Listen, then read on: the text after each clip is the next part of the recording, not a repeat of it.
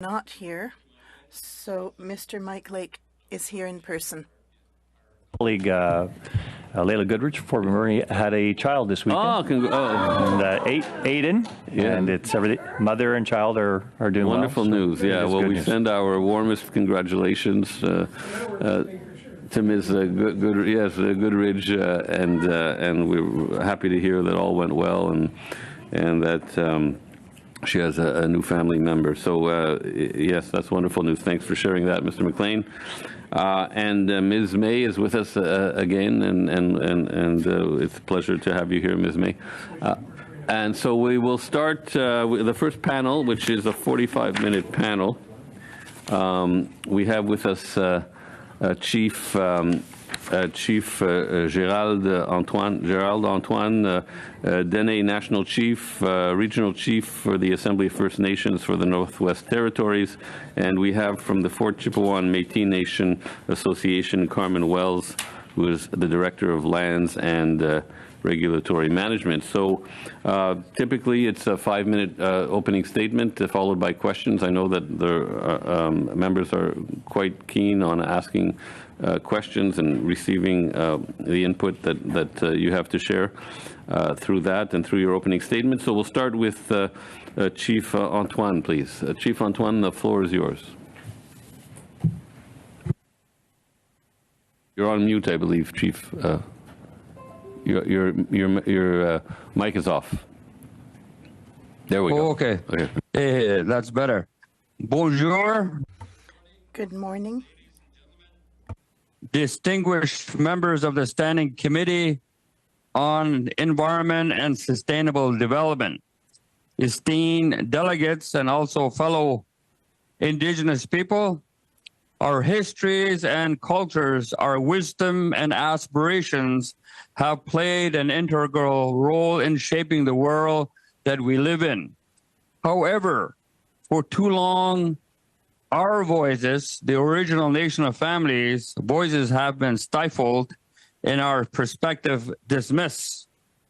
We're here to present the concerns and comments following the news of the arsenic and other toxin chemicals leaking and released in the northern Alberta tar sand sites that flow north through our territory. There's a huge watershed and also into international waters. The Imperial Oil Limited, the Curl Mine tar sands allowed poisonous waste to enter our territory, contaminating the water, the aquatic life, the animals, the land, and also the people that live here, the original nations of families, and also people that moved up into our territory to make their homes on native land. Imperial Oil, Suncor, and the federal and Alberta administrative governments have not engaged with the Dene or provided adequate notice or plans for remediation of the environment, lands, water, air, and also wildlife.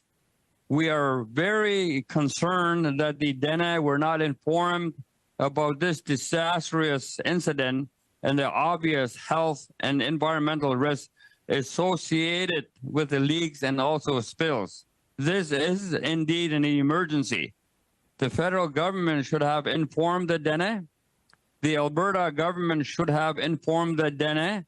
The Alberta Energy Regulator should have informed the Dene. Exxon Imperial Oil should have also informed the Dene. We found out about this disaster from Alberta First Nation before the national announcements. We agree with Elizabeth May, the Green Party Member of Parliament, who stated, this is criminal activity. This is a crime, and it comes under environmental racism. Our river is the second largest river system, which comprises of 25% of Canada's boreal forest. Dene covers the Mackenzie River Basin.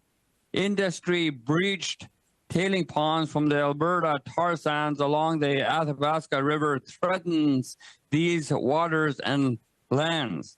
The government and also industry build the tar sands mines without Dene consent. And you'll notice that the location of the tar sands is right close to the river. And I'm sure that people that look at the way of moving forward or looking at planning, doing things, I don't think they had any consideration about that it is really close to the river. Alberta has produced oil for the last 60 years. The processing, the raw material used to develop oil, takes approximately 4 barrels of fresh water to produce 1 barrel. I don't want to talk about all these different technicalities because you also see that this is the business that you understand. What I would like to say is that that Dene have met in 1975. They talked about themselves, about ways of going ahead. One of the things that we talked about is the pressing issues. Just recently, over a month ago, we had a water conference. This wasn't thinking about the tailings ponds, but we wanted to think ahead. We had gotten together with our Inuit, the Inuit brothers, and also our Métis brothers and sisters. We gathered there to talk about our future, about the land, the water, and we gathered here and we talked about water management, we talked about protection, also ongoing concerns for our people here.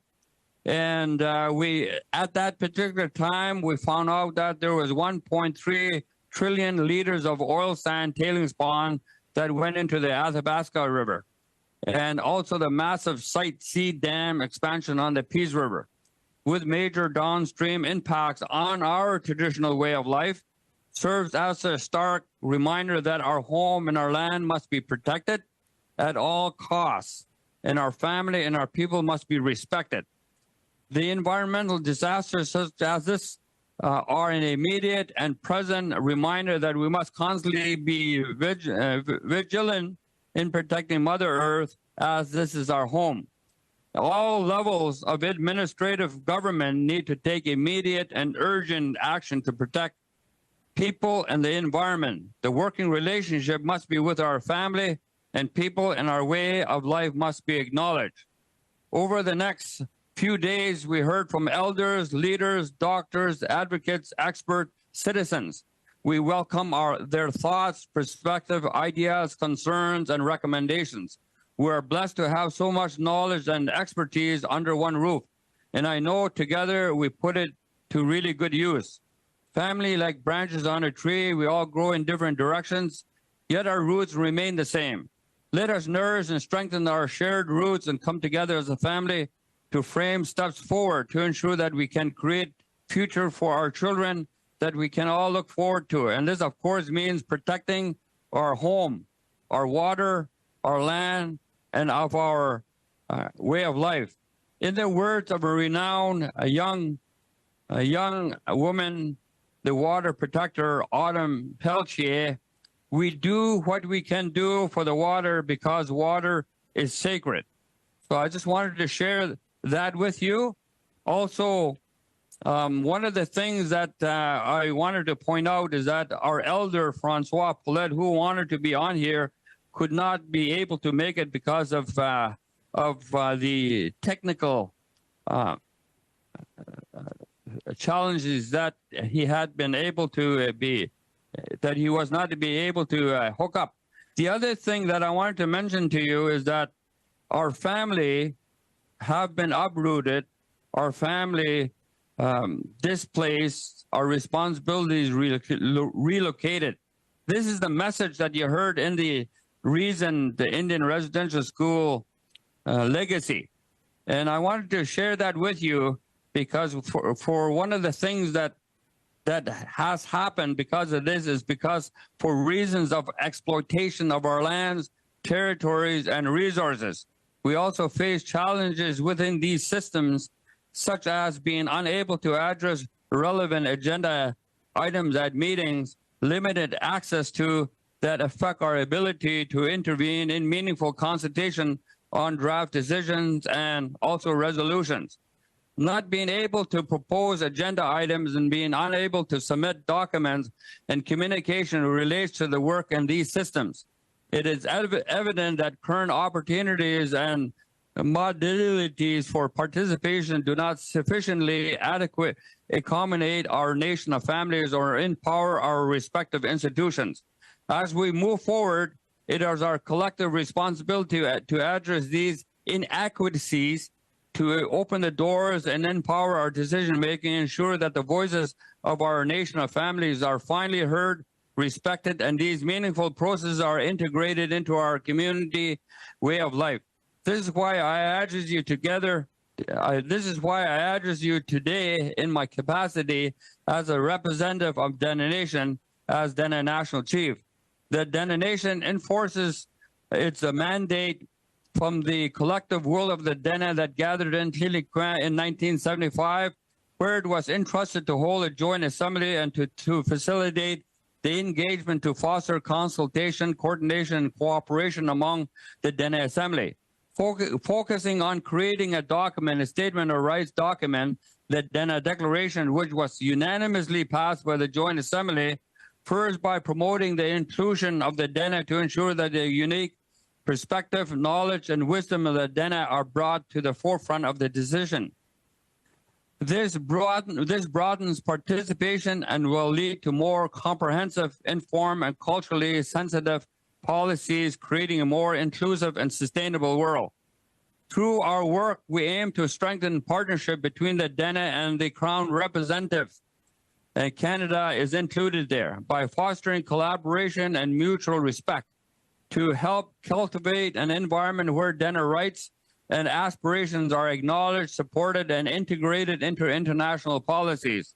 These partnerships will be essential in addressing critical global challenges such as climate change, biodiversity loss, and sustainable development. These results in enhanced participation and process, enriched discourse, and better implementation of the steps forward. By acknowledging, it also emphasizes and also improvises our voices and perspective. We contribute to a more diverse and inclusive dialogue, which in turn will result in more effective and equitable solutions. As collective human beings, as our own on the land perspective becomes integrated in the decision-making, we'll be better positioned to achieve goals that promote human rights and ensure peace and security for all. It is vital to emphasize the importance of ongoing consultation, dialogue, and collaborations among our original nation of families and the peoples of the treaty. This is essential to ensure that our voices are adequately represented and that their concerns are addressed in a manner consistent with their rights and aspiration of the original nation's value. This must be inclusive, transparent, and carried out from this day forth. In closing, it is really crucial to recognize that Dene and the families come to contribute. Our perspectives are rooted in ethics. Dene are in the business of peace, a profound concept of peace. This comprises, this peace that I talk about is for the environment. This is our home. We're all human. You need to acknowledge us that we are also human. This is our home, and that we need to work collectively together to protect our home, the environment, so that way the future generations can have a home, can also have a healthy home. There's two priorities that our old people talk about. One is the land, and the other one is about relationships. And there's three parts in this relationship. The first relationship is with the land. And that's why we shared these documents with you. And this is the reason why I'm providing these opening remarks. The second relationship is the relationship with ourselves. The third one is the relationship with others. And that's the reason why I'm making this present to you. We have a treaty relationship that needs to be acknowledged, respected, and also implemented. Masicho. Merci, Chef. Thank you very much, Chief Antoine. And now we're going to turn to Ms. Wells. 5 minutes. We do want to leave time for questions because we will have to end this panel at 11:45 a.m. Go ahead, Ms. Wells. Thank you to the Chair and to the Standing Committee for allowing Fort Chipewyan Métis Nation's voice to be heard today. Unfortunately, our Director, Portfolio Holder and avid land user, Curtis Gerard, is unable to attend today. He gives his regards, but I will do my best to relay his statement that he wanted to make today. My name is Carmen Wells. I am the Lands and Regulatory Director for Fort Chipewyan Métis Nation. I am not a member, but I am a proud Métis lady. Firstly, I wanted to start with the fact that Fort Chipewyan is the oldest settlement in Alberta. Fort Chipewyan Métis Nation are Aboriginal people in accordance with Section 35 of the Canadian Constitution. For centuries, the Métis Nation of Fort Chipewyan has relied on the Athabasca and Peace River systems for transportation, hunting, fishing, and trapping, which are basic survival skills for the community and survival needs for the community, rather. They rely on traditional lands and waters for medicinal, spiritual, recreational, cultural, and economic purposes. As well, their Indigenous knowledge and language is passed generationally on the land. In an economical sense, Fort Chipewyan Métis Nation have also used rivers and lakes within the traditional territory for trading, hauling wood, commercial barging, and commercial fishing. These navigable waters within Fort Chip Métis Nation territory do include the Firebag and Muskeg rivers, and they continue to be a key transportation route, which enable them to continue their commercial and traditional way of life. The tailings, water seepage, and overspill that has occurred since last May is something our community has expressed concern on for decades, the risk of tailings ponds breaking and destroying home waters. This prediction coming true will forever change the trust and confidence on the land and Alberta's ability to regulate the oil sands. The community has been on high alert since February when the overspill occurred. Community members are reporting a potential loss of drinking water sources, a loss of a place to retire, of their children never being able to swim off the dock in Fort Chipewyan again, and forever contaminated fish, which is a weekly, if not potentially bi-weekly, part of their diet. We have people reporting to my office, and these are all reports to my office, these concerns that people aren't sleeping at night, of fear of what news will arrive the next day. Mr. Gerard was born and raised in this river system, and for the first time in his 50 years, he has a fear of getting a bucket of water from the river to cook his supper, brush his teeth, or wash his face. And he has worked in the oil sands for 20 years, and this fear has never risen before. He's also wanted to comment that you can never haul enough water to your trap lines to stay for longer periods of time. If a land user spends any amount of time on the land, there is no possible way you will not ingest water from the river and lake. Since the committee met last Monday, reports of overflows at Suncor have been on the news, and this is going to become a continuous thread. The generational trauma that has gone on with the cumulative loss of ancestral territory has come up unmeasured, but now a glimpse of Fort Chip Métis concerns with tailings-related issues has come to light. The health of the land, water, and community needs support. As other neighboring nations have brought up last week, Fort Chipewyan Métis also requests an overall health assessment for the community. It is clear that the community is suffering from decades of environmental racism and generational trauma. The existing regulatory system is not designed for the protection of the community and land. As Mr. Girard wanted to convey, our connection with the land can be described as like the Métis symbol, one side being the land, one side being the people, with never-ending motion. Since 2007, the management and oversight of the Imperial Curl Mine did not address the concerns from the Judicial Review Panel statement of there being a high risk of seepage.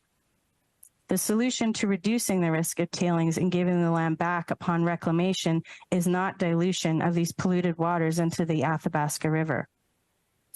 Alberta and Canada are both pushing forward to develop regulations to allow partially treated oil sands mine process waters into our rivers, the same rivers that flow into Lake Athabasca and onward north to the Arctic Ocean have been and continues to be the grocery store for Fort Chipewyan Métis, the pharmacy, and their way of life. This is only one example of the poor regulatory system that is the AER. These decades of poor regulation required change and an overhaul where my nation, sorry, not my nation, but I work for the nation, but Director Girard's nation is not at the mercy of the decisions of Alberta's policymakers who are willing to sacrifice northeastern Alberta. Canada needs to be a larger presence in the mismanaged oil sands. More oversight, possibly co-management, is required of the oil sands. A regional effects assessment of the oil sands should be done to determine the cumulative effects to the community, as well as an overall health assessment. Fort Chipewyan Métis Nation also calls upon Canada to undertake a full audit of the many tailings ponds in our backyard. How can Canada even consider releasing oil sands mine waters into the Athabasca River without these studies being done, without knowing how they currently stand and their status? And lastly, the implementation of the United Declaration on the Rights of Indigenous Peoples, UNDRIP, has not created the implementation in all provinces. Alberta does not recognize UNDRIP, and it is questionable if Section 35 is recognized in Alberta as well. Thank you again to the Chair and the committee for having our voices heard. Thank you, Ms. Wells. We'll go to, we have a round of questions. Normally it's 6 minutes. If you could aim for 5, I'll be flexible, but if you could aim for 5. Go ahead, Mr. Courik. Thank you very much, and let me first by thanking our witnesses and to note, as Mr. McLean did, that Ms. Goodridge had wanted to be here, but is obviously previously occupied, and a big congratulations to her on the birth of her little one, and pray that her and baby continue to do well. And just to note the local significance of this, and we've heard a little bit more about that here today, about how this is there is profound local implications. We heard about that last week, and we're hearing again about that here today. So in that that spirit of things, I do want to ask Ms. Wells, as a representative of Mr. Girard, the fear that existed within the communities, and it's interesting here about Fort Chippewa being the oldest settlement in Alberta. Can you describe a little bit about what the uncertainty associated with what happened at the Curl, the leak there? Can you describe a little bit about what the experience was of residents and members of your local community? Yes, thank you, and also, yeah, best regards to Ms. Goodridge, and excited for her, and congratulations.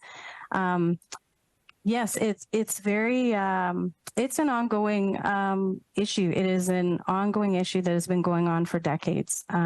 This has always been an underlying concern with the community. How safe is the water? The community relies on the water on a daily basis. It is their lifeline. It is, you know, where their animals that they harvest come from. It has been this underlying concern for decades. But this has all brought this forward and brought it in full front of everyone's mind now. I hear about it on a pretty regular basis about the concerns. Our office is also receiving concerns. Those comments that I had put in the statement are actual comments from the community about never being able to swim in the lake again. You know, questioning the fish in our community is very big harvesters on fish. There is winter and summer fishing for our community, and there's a big concern. I have a community member actually who had a beaver, and he harvested it before we heard about all this, and he's really worried about it and needs to get it tested to feel that it's safe. I don't mean to interrupt. It's a challenge here because we have so little time. So I would just make an offer to both of our witnesses. Please feel free to send more documentation to this committee. Certainly, time is of the essence. But Ms. Wells, specifically, you know, we heard a lot about some of the actions that Imperial has been taking through their testimony on Thursday. But it all comes down to the idea of trust, and you just referenced that about how there's a lack of trust right now as to whether or not the water is safe. So if I could ask you, what can be done to help restore that trust? Processes, procedures, it's sometimes the dry part of what is required, but could you comment on what needs to be done to ensure that trust is built so that community members specifically can trust the fact that their water is safe? Well, it's a complicated answer, I'd have to say. This trust is, it will take some time to create. It's not going to be a one-sided answer. You know, as I stated, you know, the regulator is a pretty one-sided organization with, you know, the consultation that goes on and projects that get approved. You know, the JRP that was given for Imperial and the concern there that was not followed through within the application. I mean, that's a good example of how can a process like this be trustworthy when concerns were given from the beginning and they were not followed through. This is something that is, as I said, there's a generational trauma there of this, you know, not necessarily being told the truth for decades. And that's something that will have to be repaired. I think there will need to be some very big changes within the regulatory system. It may be something that perhaps could be completely overhauled, or perhaps something that maybe should be more of a co-management approach with Canada. Perhaps maybe the oil sands needs to be more co-managed within the two governments, and as well more collaborative with the communities. It is the community's land, and it's the community's land that they're going to end up with after everyone has left. So that is the most important thing, is they're staying here, and this is the land they're going to be left with. So that trust is, sorry, I tend to ramble. Thank you. C'est correct. I'll stop there. C'est correct, mais on poursuit. That's fine, but let's continue. Mr. McLeod, floor is yours. Thank you, Mr. Chair, and thank you to the people that presented today on this very important and serious subject. My first question is to the Dene Nation. The Northwest Territories has viewed all the activity that's happening in Alberta and BC as high risk for contamination of our waters. We've always heard many concerns over potential leaks, potential spills. We always, every spring, the issue of contamination of ducks that are coming from the south, geese that are landing in the tailings ponds are raised. My question is to Jerry Antoine. You flagged that the requirements to inform the Dene and the Métis and the government of Northwest Territories didn't happen, even though there was quite a few bodies that could have or should have done that. You know, you talked about Imperial failing to inform, the Alberta Energy Regulator failing to inform, the Alberta government failing to inform anybody in the north. The federal government also didn't inform anybody, and that's very concerning. But it's also very obvious, and it points to the fact that the current structure of oversight is not working. So I would ask if you could just comment on what the Dene Nation or the people of the Northwest Territories envision as a structure that could work so that things of this nature doesn't happen again.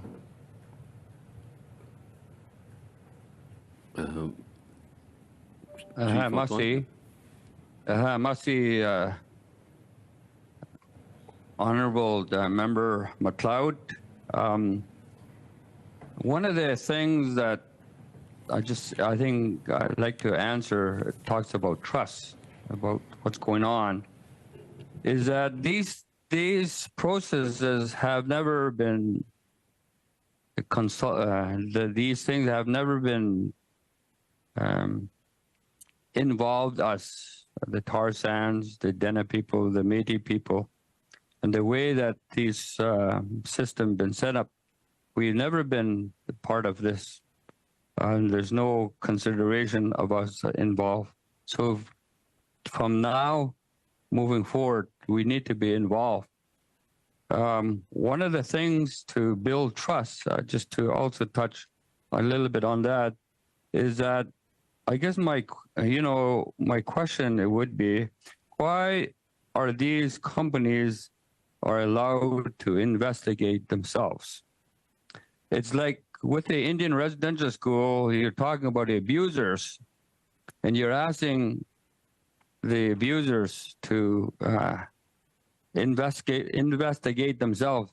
That is not acceptable, and so our recommendation is to initiate a complete and comprehensive independent investigation on this Exxon Imperial Oil Limited current mine site to determine the full extent and implications of the tailings ponds, spills, and leaks. The other thing is that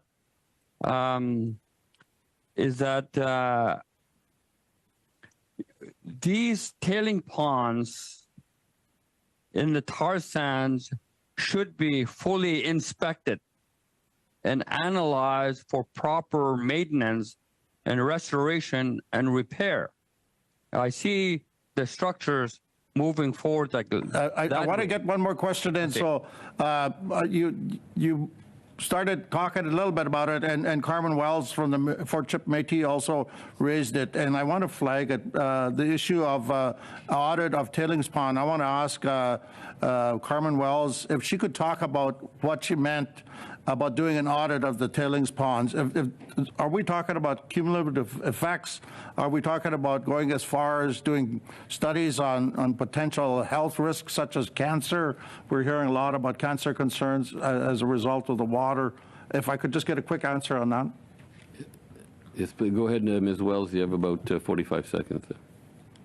Thank you. I'll just keep it very short. There's a couple of things. So UNESCO did ask for an independent systematic risk assessments of the tailings ponds, which should still happen. But I am looking for a fulsome tailings ponds audit. So a review of their status, where they are now, how are they following through with their approvals as they exist now? How structurally sound are they? Do they continue to be structurally sound? And will they continue to be structurally sound for life of mine closure plans and end of reclamation on the land? So. Merci, Madame. Thank you very much, Ms. Wells. And now, Mr. Barcelou Duval, floor is yours. Thank you very much, Chair. And thank you to our two witnesses for being here today. This is a very important topic we are addressing, and it really touches me deeply. I can just imagine the people on the land thinking, every time I go fetch water from the river, I don't know if I'm poisoning myself. It is a very serious situation, and I would like to know from you, Ms. Wells, is it your impression, because this has lasted a long time and you hadn't received the information for a very long time, and wanted to be informed by Imperial Oil, as well as the government of Alberta and maybe even the government of Canada. Do you think that you have been ignored? Has the situation been hidden while your health has been put at risk? Well, that is a good question. We were not informed out of a simple statement on that. We were informed in early, I believe it was March, that there was colored water on the landscape and that there was going to be an investigation. As you know, that was already brought up, I think, in the last meeting, that colored water can be many things. And, you know, that is never, it's not necessarily a cause for concern. So this is the communication that was relayed to us.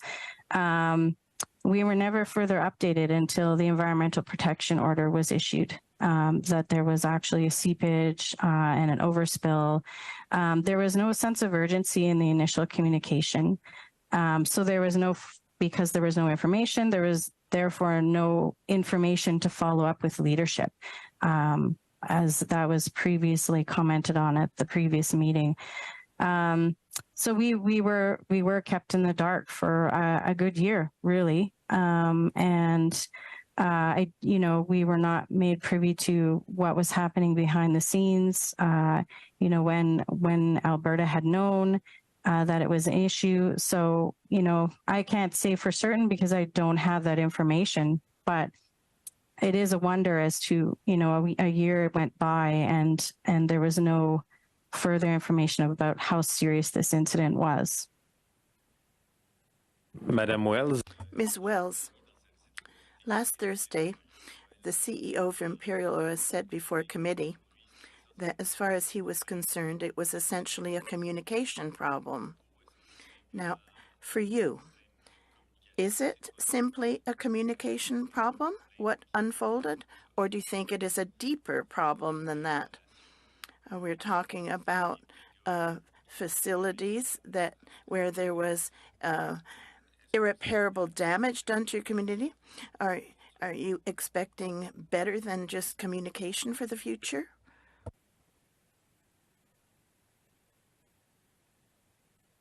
Thank you.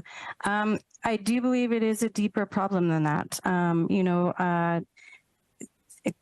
industry proponents fall within the guidelines of the Alberta Energy Regulator. So they do as much as they are told to do within the regulatory system.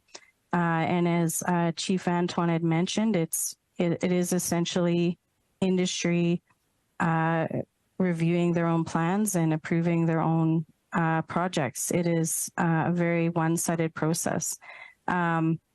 And I do want to see change. There needs to be change. Like I said, this has been you know, this whole incident was a year without any further communication. And there was a lot of people that go out into the land on a daily basis. And this was all happening, you know, while this seepage was occurring. And there should have been immediate notification so that the community could manage the situation within the community itself.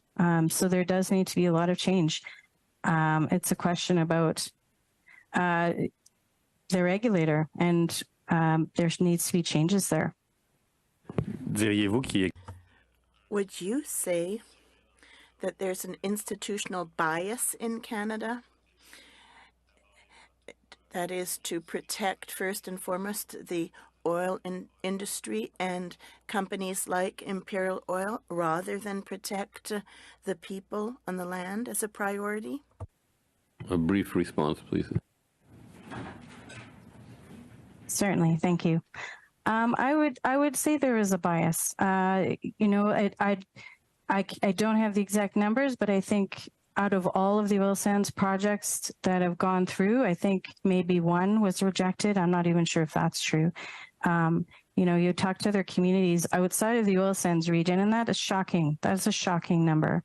You know, there's just within the community, it's, you know, we do all this work, and I hear this from the communities, we do all this work and everything still goes through as planned. So yes, I would have to say that. Thank you. Ms. McPherson.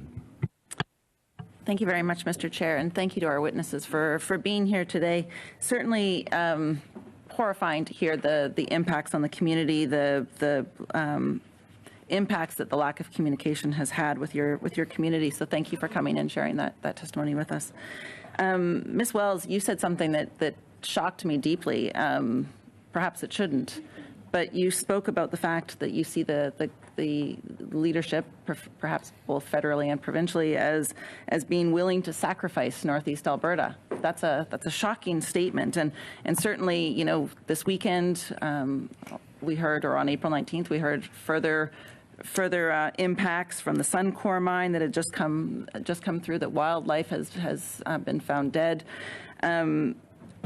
Really, this seems to me like we very clearly have a situation where the trust within Indigenous communities is broken, where the process to go forward is insufficient and isn't working. So my first question to both of our witnesses, you know, I've written to the government, I've advocated on behalf of Indigenous communities so that Indigenous communities are in fact given the authority and the means to do their own environmental monitoring. I assume that both of you would agree with that's an important step.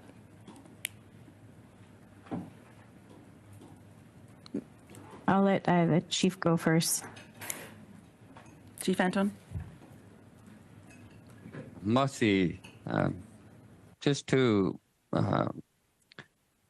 add to the last question, and that way I'll get into what you asked. The issue is a lot deeper, and it's all about genocide. This is what has been going on from day one, is that our family been uprooted, our functions been displaced, and our responsibility is relocated. We're not even, you know, considered as human beings. And these are all embedded in the laws, legislation, and policies to date. And so if you look at the way this regulatory is set up, is that we didn't have any say in it. This is our home, you know, and this home provides us a way of putting food on the table. We go out and we, you know, put a net in, we go out hunting, get a moose. You know, we also, you know, this time of the year, the ducks and the geese come, you know, and there's certain processes and protocols that we live in our way of life, and we go out there.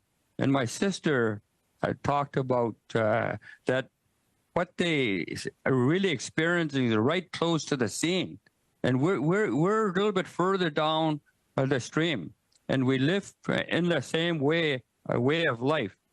And so the thing is that our backs have always been against the wall. And we're saying, look, and this is the message that we also went across to the Vatican and we shared with the Pope.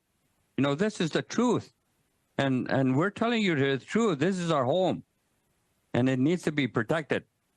And if there's going to be things that be done, then work with us. We need to set up certain things that we need to do that. However, I see that we need to take steps forward. However, this particular matter here, the current situation is that if there's something happening to your home that's damaging your home, you need to completely shut it down and halt until the full extent of the spills and leaks have been resolved. You can't just let it continue doing that, you know, making excuses, falling within the regulation. The regulation is like they're working hand in hand just to be able to allow that to happen. It doesn't really, it's really harming us. And looking down in the future, you know, this is life and death for us. This is life and death for the land, all the living things that live in our home. It's life and death for them. Yeah, thank you very much, Chief. We need to quit doing that. Mussy. I do want to just give a quick time for Ms. Wells to actually respond as well. Thanks, Ms. McPherson.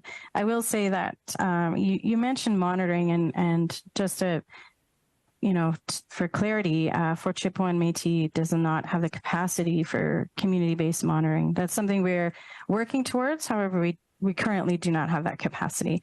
But I will say, in terms of the duty to consult is the honor of the Crown, and I know we've all heard this many times, but that has not changed. Consultation is transferred over to industry to perform and complete. So the Crown is not there. I feel that, our community, it feels fairly alone on all of this.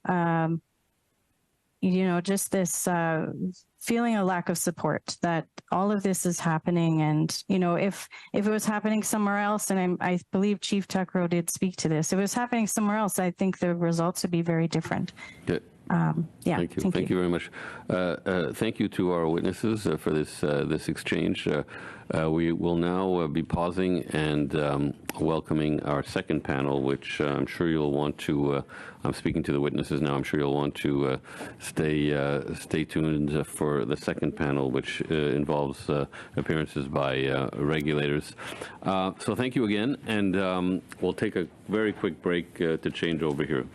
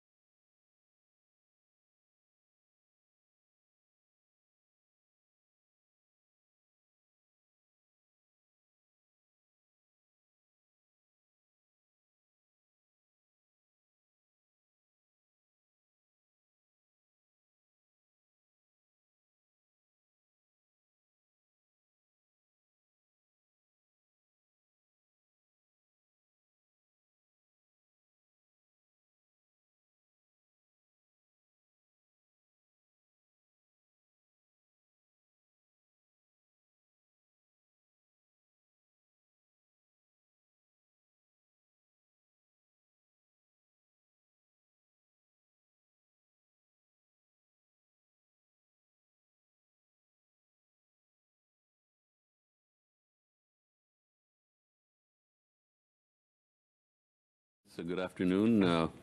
Welcome, witnesses, to this second part of our meeting, which focuses on governments and regulators. I won't name everyone who's here before us because I'm trying to make sure that we have all the time we need for opening statements and questions, and that we finish on time. So we will have opening statements from three witnesses, starting with the Alberta Energy Regulator and Mr. Laurie Pouchard. Am I pronouncing? Yes. Sorry, can I have a point of order, Mr. Chair? Yes, you may, of course. Sorry.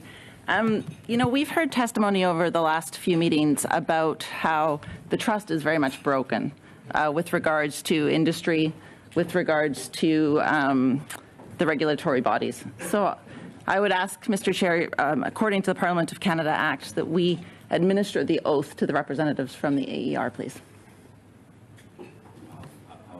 How would we do that? You can do it already. Well, why don't you go ahead? I've never done this before, so. We need the approval from the committee. Does the committee approve that we ask the Alberta? I'm generally of the view that representations here have to be made honestly and forthrightly, and I'm not sure what an oath adds, but if my colleague thinks it adds something, I'm happy with that as well. Okay, good. So we have the agreement of the committee. Mr. Pusher, would you prefer a religious oath or a solemn affirmation? A point of order, Chair. I think it seems like maybe this is getting a little bit political. So, Mr. Chair, if we're going to be asking one of our witnesses to be sworn in, I think it's only reasonable to ask all of them. Does the committee agree with Mr. Couric? Mr. Longfield? I agree that it's starting to look political, and given the timeline that we have in front of us, this isn't a court of law. This is a parliamentary hearing, and we need to hear from the witnesses, and I think we're going to be hearing from them based on their experience and that they'll be telling us the truth. So I think that's an assumption we make with every witness, and we don't swear in every witness. Well, we've already agreed to swear in Mr. Pusher. The question is, do we swear in everybody? Yes, Ms. McPherson. It is my perspective that it is the trust between the regulator and the community that is broken. I don't see that being the case with representatives from the other groups. Okay, just a moment, please.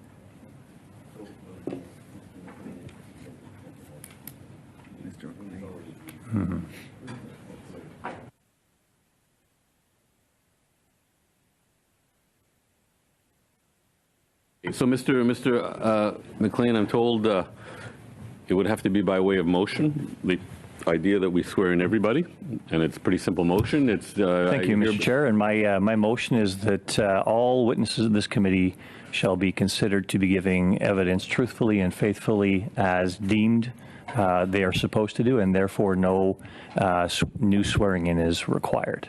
That is my motion. But we already agreed unanimously to swear in Mr. Pusher. I'm not sure we agreed unanimously. Yeah, we did. There was no objection. It was unanimous. And then you added in that we should swear in everyone, which is fine, which is a motion on the table, and we can vote on that where a majority would rule. And that's fine if you want to make that motion, which that everyone be... No, I made a motion that says that we accept everybody's testimony as being on the record and truthful and faithful without the necessity of being sworn in. Okay, just a second.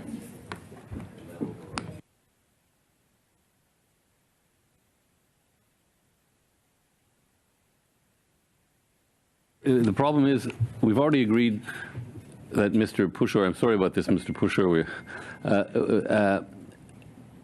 already agreed that Mr. Pusher, and he's accepted to give an oath. That's done. We can't reverse that.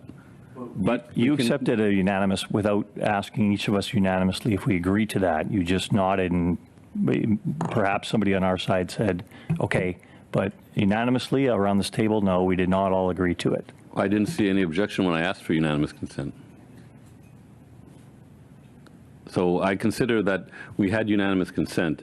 So Mr. Pusher, for better or for worse, must take the oath. But if you want to ask that everyone take the oath, then that's a motion we can vote on without, I would prefer without debate, because we're just cutting into valuable testimony. But you know, it's a valid motion, and we can vote on it.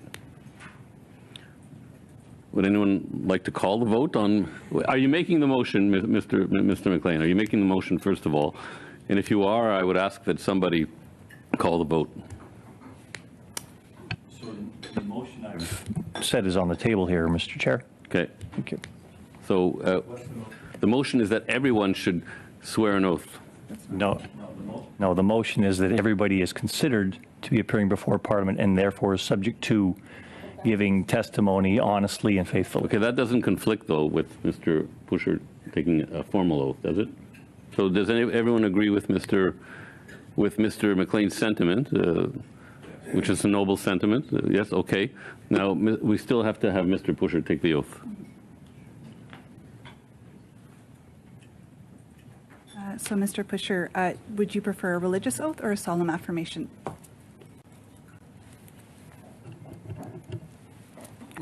I'm sorry, I'm not hearing anything. So if you can He please, said solemn affirmation before, yeah. please repeat after me. I, and then state your name, I, Laurie Pusher. do solemnly, sincerely, and truly affirm. I'm sorry, this isn't working and I'm struggling to hear Oh, you. that's okay. I can speak louder. Thank you. Do solemnly, sincerely, and truly affirm Do solemnly, sincerely, and truly affirm and declare the taking of any oath and declare the taking of an oath is according to my religious belief unlawful. is according to my religious beliefs unlawful.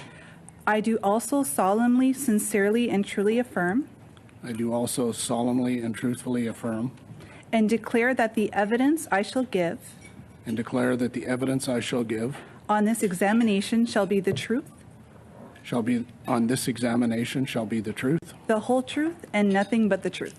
the whole truth, and nothing but the truth. Thank you. Okay, so with that, you have 5 minutes for an opening statement, Mr. Pusher. Thank you, Chairman and committee members, for the invitation to appear today where we meet on the traditional territory of the Anishinaabe people. My name is Laurie Pusher, and I'm the Chief Executive Officer at the Alberta Energy Regulator. Before I begin, I want to acknowledge the First Nations, Métis, and stakeholders I am meeting with and who testified at this committee. These are lands where they have told us they practice traditional ways and exercise treaty rights, all downstream from oil sands operations, and they need to be confident in the safe, effective operation of the industry. It is clear that neither Imperial nor the AER met community expectations to ensure they are fully aware of what is and what was happening, and for that I am truly sorry. Our Board of Directors has initiated a third-party review into the AER's actions, processes, and communications surrounding the incidents, and will publicly post the findings of that review. We are committed to working alongside communities to strengthen our processes and engagement, to build relationships, enhance transparency, and broaden communication around our work. The timeline at Curl begins with Incident 1, which was reported on May 19, 2022, as discolored surface water found on lease. It was reported to an AER inspector and to the Environmental and Dangerous Goods Emergency Center, or EDGE, where incidents are assessed and relevant agencies are contacted. The day after notification, an AER inspector was on site to assess the situation, and Imperial was directed to undertake geochemistry and root cause analysis, install groundwater monitoring wells to determine where the water was coming from, and implement a water quality sampling and monitoring program, and to report to the AER every 2 weeks. At that time, the Imperial had a duty to inform any person who it knew or ought to know that may be directly affected by the release. On June 3rd, samples identified an indicator of industrial wastewater, but were inconclusive and suggested it could be attributed to natural sources. On August 16th, Imperial reported to the AER that the chemistry of the discolored water was consistent with industrial wastewater. With that information, the AER issued 2 notices of non-compliance on September 2nd related to releasing a substance into the watershed and failing to contain industrial wastewater. On November 29th, Imperial confirmed that the industrial wastewater was seeping through a common fill layer, mixing with shallow groundwater and surfacing at locations on and off site. Through December, Imperial was required to install additional seepage interception and delineation groundwater wells, submit action plans for source control, delineation, and remediation of the release. Imperial's plan would not have allowed the work to be completed before spring runoff and therefore needed further mitigation. Incident 1 evolved in a manner that required technical expertise and rigorous on-site inspection to evaluate and understand what was occurring. By the end of January, the AER had collected sufficient evidence and scientific analysis and was completing an environmental protection order for Incident 1 when Incident 2 occurred. On February 4th, 23, Imperial reported Incident 2 to EDGE as a 2 cubic meter on-site release of industrial wastewater due to an overflow of a storage pond. AER staff inspected the site the next day and observed that the impact extended off-site, and Imperial also confirmed that day that the estimated volume released had increased to 5,300 cubic meters. 2 days later, on February 6th, the AER issued an EPO to Imperial covering both incidents, requiring Imperial to submit and implement plans related to control and containment of the seepage, delineation of the impacted area, sampling and monitoring of groundwater, wildlife mitigation and monitoring, remediation, and communications. The AER released a public statement regarding the EPO and notified regional stakeholders and Indigenous communities. Since the EPO, the AER's technical experts are ensuring diligent oversight of Imperial's actions to meet the expectations of that EPO. Intensive water monitoring is ongoing by multiple agencies, including the AER, the Government of Alberta, Imperial, and Environment and Climate Change Canada. We have shared our water testing results with communities and are posting those to our website. I and AER staff have also been in regular contact with Indigenous communities and stakeholders to provide updates, answer questions, and listen to concerns. We appreciate the frank conversations that we continue to have.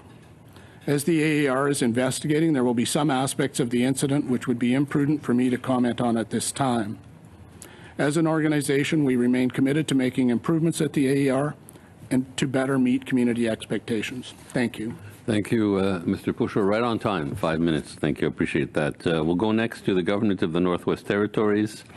I assume it will be Mr. Shane Thompson, Minister, Environment and Climate Change, giving the 5-minute opening comments. Is that correct?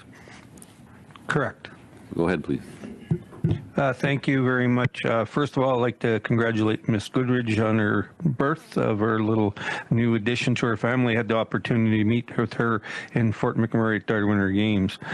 Thank you for the opportunity to speak. I'm located on the traditional territory of the Little First Nation and Fort Simpson Métis.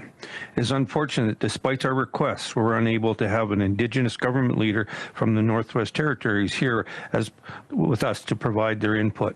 I would highly recommend you reach out to council leaders in the NWT to gain their perspective firsthand. This issue is about the people and the environment and not politics. All water in the Mackenzie River Basin flows into the NWT and ends up in the Arctic Ocean. I live in Fort Simpson, a community located where the Mackenzie River and Fort Liard River meet. Our legislative assembly is in Yellowknife, which is on the shores of the Great Slave Lake. For all Northerners, in particular Indigenous people, water is life. Northwest Territories residents from Fort Smith on the Alberta border to Inuvik and beyond to the Arctic Ocean rely on water from the Mackenzie Basin that comes from upstream. Great Slave River, Great Slave Lake, and the Mackenzie River are used by Northerners for hunting, trapping, and fishing. 13 of the 16 NWT communities downstream of Alberta use river or lake water for their drinking water. The water is at risk of impacting from development that occurs outside the NWT. We have a comprehensive water management agreement with Alberta that was signed in 2015. The agreement is not just about water quality and quantity like others. It is about cooperation, mainstream ecosystem health, protecting traditional use, and effective management of transboundary waters. We need the Alberta government to honor the terms of this agreement. We were not notified of the Crow Lake mine incident nor the Suncor spill that took place last week. I've recently met with the Alberta Minister of Environment and Protected Areas. Minister Savage has assured me that Alberta will notify the NWT of any spills as soon as they are aware and will work on improving communications. They are supportive of the NWT Indigenous member on a transboundary bilateral agreement or management committee sit on the federal, provincial, territorial, and Indigenous working group, in addition to the government and Northwest Territories representative. People are increasingly concerned and scared about the effects of oil sands development on the water, land, and air in the Northwest Territories. I was just in Fort Smith at a community meeting and recently in a governmental council meeting with Indigenous government leaders. From the NWT Indigenous leaders to the individual residents, trust in government's ability to keep their water safe has been lost. This trust needs to be rebuilt. The government of Northwest Territories and the NWT Indigenous representative must be involved in the working group and committee struck towards rebuilding trust. In closing, I will not support the plan to release treated tailings water from the oil sands into the Athabasca River unless the NWT is convinced that it is not, if it's done safely. I'd now like to turn things over to Deputy Minister Dr. Aaron Kelly to give a short presentation. Thank you, Mr. Chair. Dr. Kelly. Thank you, Mr. Chair, and thank you very much for the opportunity to present the GNWT's perspective on the Alberta oil sands and tailings ponds today. I'm here today in Yellowknife, which is in Chief Dragi's territory of the Yellowknife Dene First Nation and home to the Clecho and Métis people. Water is life for the residents of the Northwest Territories. Indigenous concerns about upstream development led us to collaboratively develop the Northwest Territories Water Stewardship Strategy, Northern Voices, Northern Waters, which formed the interests that were used to negotiate a bilateral water management agreement with Alberta that was signed in 2015. An Indigenous Steering Committee, which includes representatives from all regional Indigenous governments in the Northwest Territories, provided oversight on development of the strategy and continues to oversee its implementation.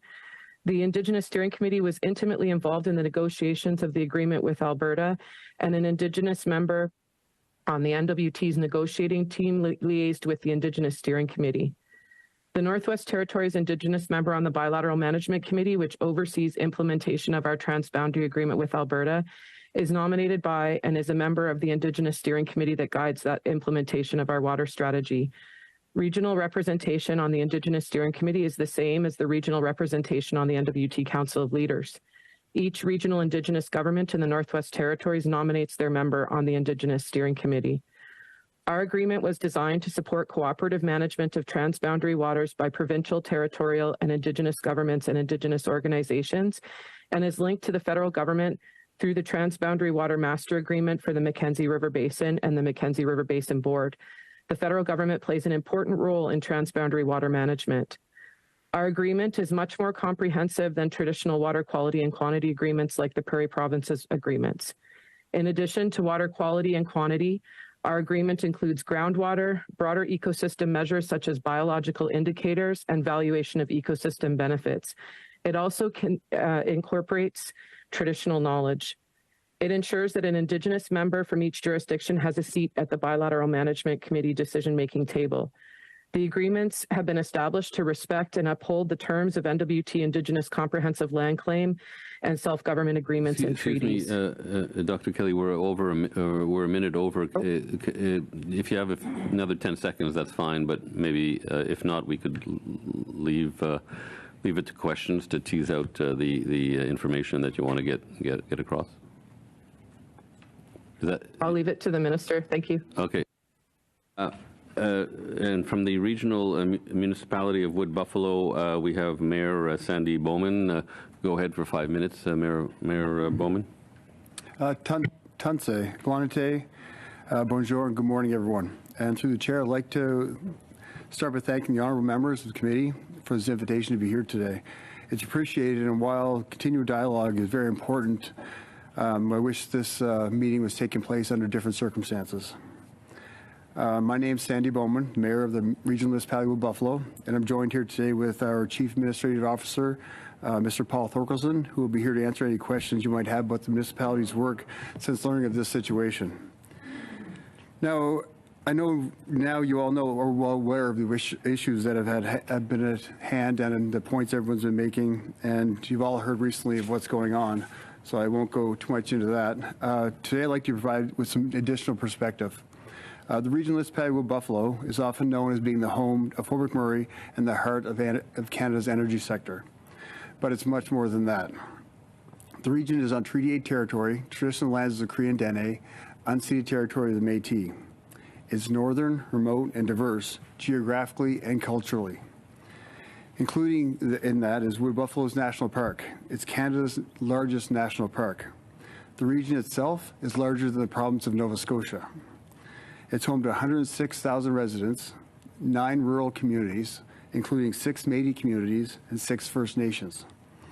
As a municipality, we're deeply committed to truth and reconciliation with Indigenous peoples and communities, and we are proud of our Northern and Indigenous history and heritage. A heritage that was very much on display during the recent 2023 Arctic Winter Games, which we were thrilled to host this year. In recent decades, we've gone from a small town to a boom town to what is now a hometown. We've all experienced the highs and lows to go along with that journey. Our people are hardworking, resilient, and generous, and we are a representation of Canada's diverse culture. Aware of what our people have contributed to Canada's collective economic and social prosperity, we're a place where people come from all around Canada and all around the world to build a better life for themselves and their families. One part of the region that is truly special is Fort Chipewyan, where Indigenous people have been since time immemorial. As you know, it is home to 2 First Nations, Athabasca Chipewyan First Nation and Mikisew Cree First Nation, the Fort Chipewyan Métis community, as well as 847 residents that are part of our municipality. Fort Chipewyan is the oldest settlement and is only accessible by water and air for 9.5 months out of every year. During the winter, the municipality funds, builds, and maintains a winter highway to connect Fort Chipewyan to the rest of the region. It's no small task for a municipality, but it's something that is essential and important. We also work alongside Fort Chipewyan community to deliver municipal programs and services that are common in many parts of the country. This includes the operation and maintenance of the water treatment plant in Fort Chipewyan. We are the organization responsible for providing and maintaining safe drinking water in the community and across the region. And as I've heard from several elders over the last few months, water is life.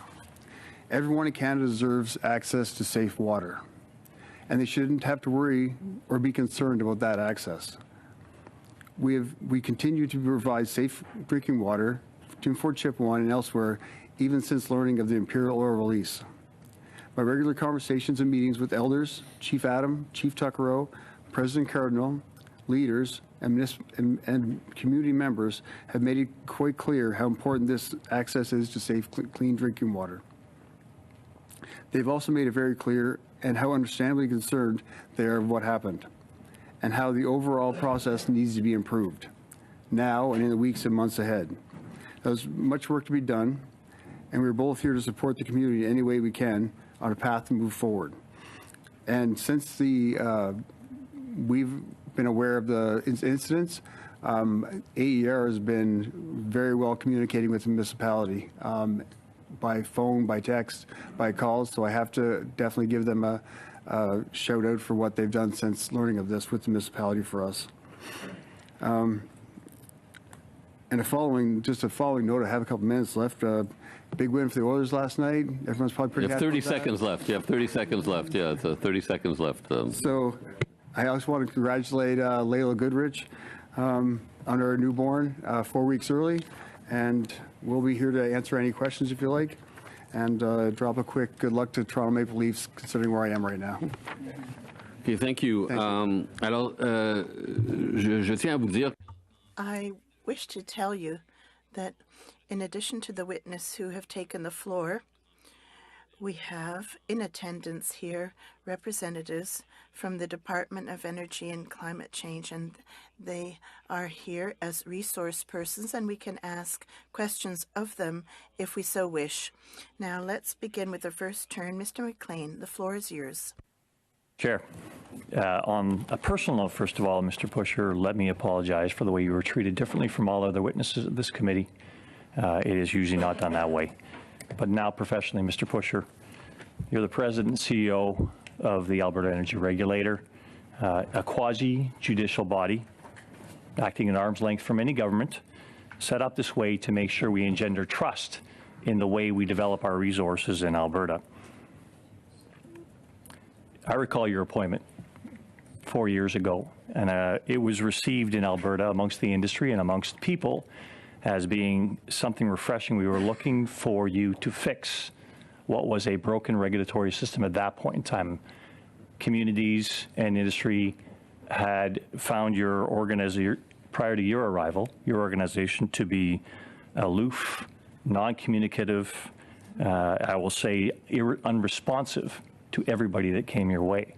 And this is all based around trust. So communities need to have trust in the regulator, especially when it's a quasi-judicial arm's length body. And I would say that trust, as we've heard from so many witnesses through this testimony, trust is not there. The first person I've heard that said you actually have reached out to him on many occasions is Mayor Bowman here, and thank you for that. But every other organization says they don't trust your organization. So after 4 years, do you feel you're succeeding in fixing what has been for a decade a broken organization? Well, just a minor point. I've been here 3 years at this point.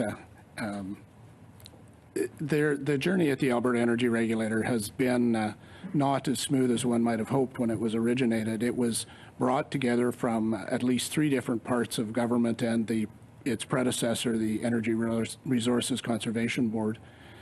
And through that time, got involved in some things around international consulting that resulted in a number of investigations in the period prior to my arrival. Those reports into those proceedings had just arrived, and so we did a number of things at that time. We have, about a year ago, invited the Auditor General back in, and they reviewed their recommendations around making right in that space and concluded that we had met their expectations in attending to those things. In addition to that, there's been a great deal of effort to try and reach out more and be more engaged with communities across the piece. Unfortunately, the pace hasn't been quite as fast as we would have wanted it to be. Not making excuses, obviously, COVID made it a little harder to move out and about and around the province, but we are trying to move across the province and come into relationships with people so that it isn't always formal. When we know who we are and they know who we are, it's easier to reach out and become... Mr. Pusher, thank you. I've only got a little bit of time here. So let me get to the question. This was a easily communication and potentially more than a communication problem. Numerous communities downstream from the seepage that happened last year in May did not receive adequate notification from your organization that their drinking water was safe. In as much as testing was going on for, it looks like 3 months between between May and August, it didn't appear that people were assured that we have, verification that there is nothing wrong with your water. Water is an essential, and it is something where people need to have assurances that drinking the water, bathing in the water, having, you know, their children bathe in the water isn't something that's going to harm them. So where did this communication fall down, in your opinion, and how can we do better next time? Well, notwithstanding what the rules are, what the procedures are, it is clear that we did not meet community expectations in this case. And as I've said, you know, we are open and receptive to good, engaged conversations with communities.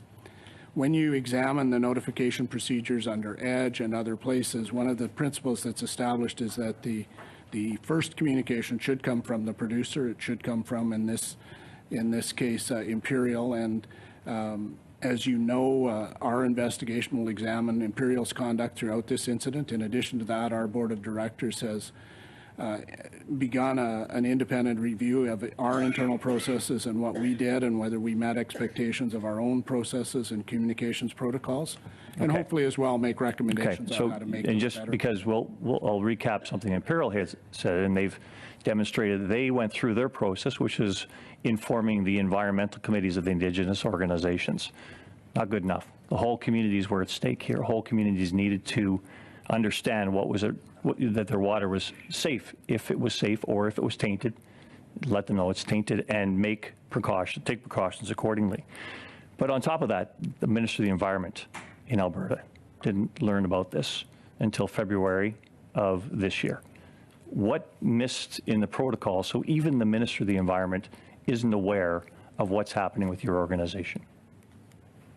Well, there's, my understanding is the federal and provincial governments have agreed to review the entire communications protocols in this instance. We are very receptive to learning whatever lessons and changes that need to be made to make this a more effective and deliberate process. Notwithstanding all of that, we have awareness of and better grasp of people's expectations of us, and we are doing our best to step up our communication and to communicate freely and openly. Thank you, Mr. I'm pretty limited here. Let me just make some observation. In something regarding water safety, I think for community's sake, over-communicating and over-communicating to the government is probably better than under-communicating. I think we've heard that loudly through this committee, but I think that for the trust of the public, that should have been a principle from the outset of your organization. Make sure people know the safety of their water and their air going forward here. So thank you very much. Thank you. Your 6 minutes is over. Mr. Weiler. Thank you, Chair. I appreciate all the witnesses being here in person today and also joining virtually. As well, to Mr. McLean's point, I don't think we just have a communications problem here. We might have a cover-up problem. We don't have just a pollution problem. I think we have some serious governance problems that are at play here. And so the Alberta Energy Regulator first learned of the seepage happening in May of last year. But it never actually informed anybody of this until the Environmental Protection Order was issued for the second event in February of this year.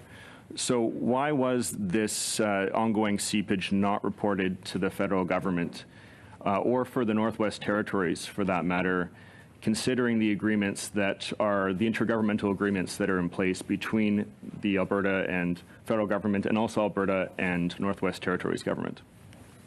There are a number of extensive communications protocols in place. The EDGE system, as I mentioned earlier, is a government-to-government agreement that involves a number of regulators and a number of governments. That system has procedures and protocols outlined in it.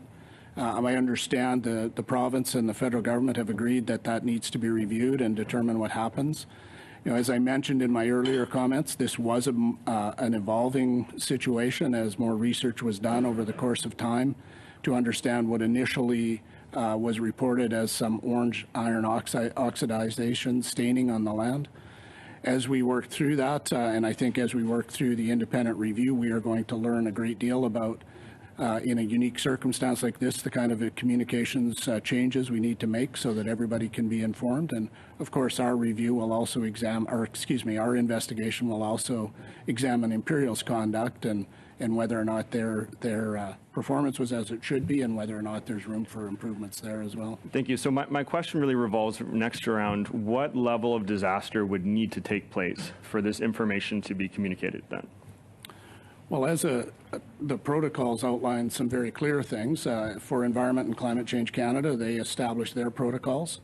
One of the data points that Imperial has reported and has been verified by the other testing is that there has been no evidence presented that this reached a waterway, that it was delineated as part of the work that was done, and that work has been verified by further testing, some we've done ourselves to verify the results that Imperial's providing us, but also Environment in Alberta as well as Environment and Climate Change Canada. So at that point, I think there's some really important conversations that need to happen to strengthen and improve matters around tailings in the oil sands. And so when Imperial first notified the AER of the ongoing seepage in May of last year, why wasn't an environmental protection ordered until the second event took place in February of this year? Well, as I've said, this was a bit of a different situation in terms of seepage, and so it took some significant analysis and testing to understand what was happening on the ground and where it was coming from. As that was verified, and we worked through our regulatory protocols, we reached a conclusion in January that an environmental protection order would be necessary and appropriate, and at that time we also knew that we needed to step up the communication extensively around that.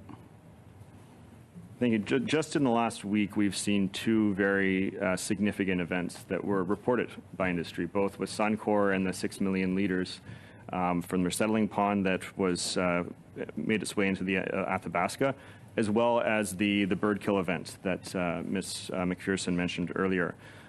What is the Alberta Energy doing, if anything, to proactively prevent these types of damaging events from taking place, or is the regulator simply waiting for when the industry will decide next to report such an event taking place? We have an extensive oversight program that we do. We have an inspection strategy for each mine site, and that's implemented over the course of the year. We bring in various experts to support those inspections and understand what's happening out there.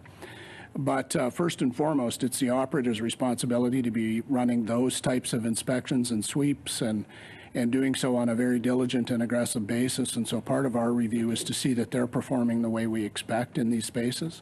In both of those instances, we will be investigating what happened to understand what occurred and why, and if there are to be any consequences for those operators in that case. The bird incident is an example where we've, notwithstanding what our formal policies and procedures might state today, understand the public interest in what's happening, and so we communicated on Saturday morning what was happening with the bird and wildlife incident at Suncor's facility. The release into the Athabasca, again, we were on site swiftly and out to check exactly what was happening. It is an approved settling pond, and so that water can be released, but it exceeded the limits for TSS that should be in there. And so we're investigating that incident as well. You mentioned in your opening that that Imperial has a duty to inform when someone or when any person who knew or ought to know that they might be affected by that issue. And you mentioned that Imperial notified you that they had communicated this. And what exactly did Imperial let you know about that communication that took place? Briefly, please. Well, first of all, they advised that they did communicate in May. They've advised that to ourselves, and I think they've advised that in public statements. I'm going to be a bit guarded in what I say because their performance in meeting expectations is part of our investigation, and we'll be examining that. In addition to that, of course, there's a number of protocols already. Their original mine approval, the joint panel approvals has communications expectations built into that. That will be part of our investigation to determine if they were fulfilling all of those expectations. Monsieur Barcelou Duval. Mr. Barcelou Duval, 6 minutes. Thank you very much, Chair.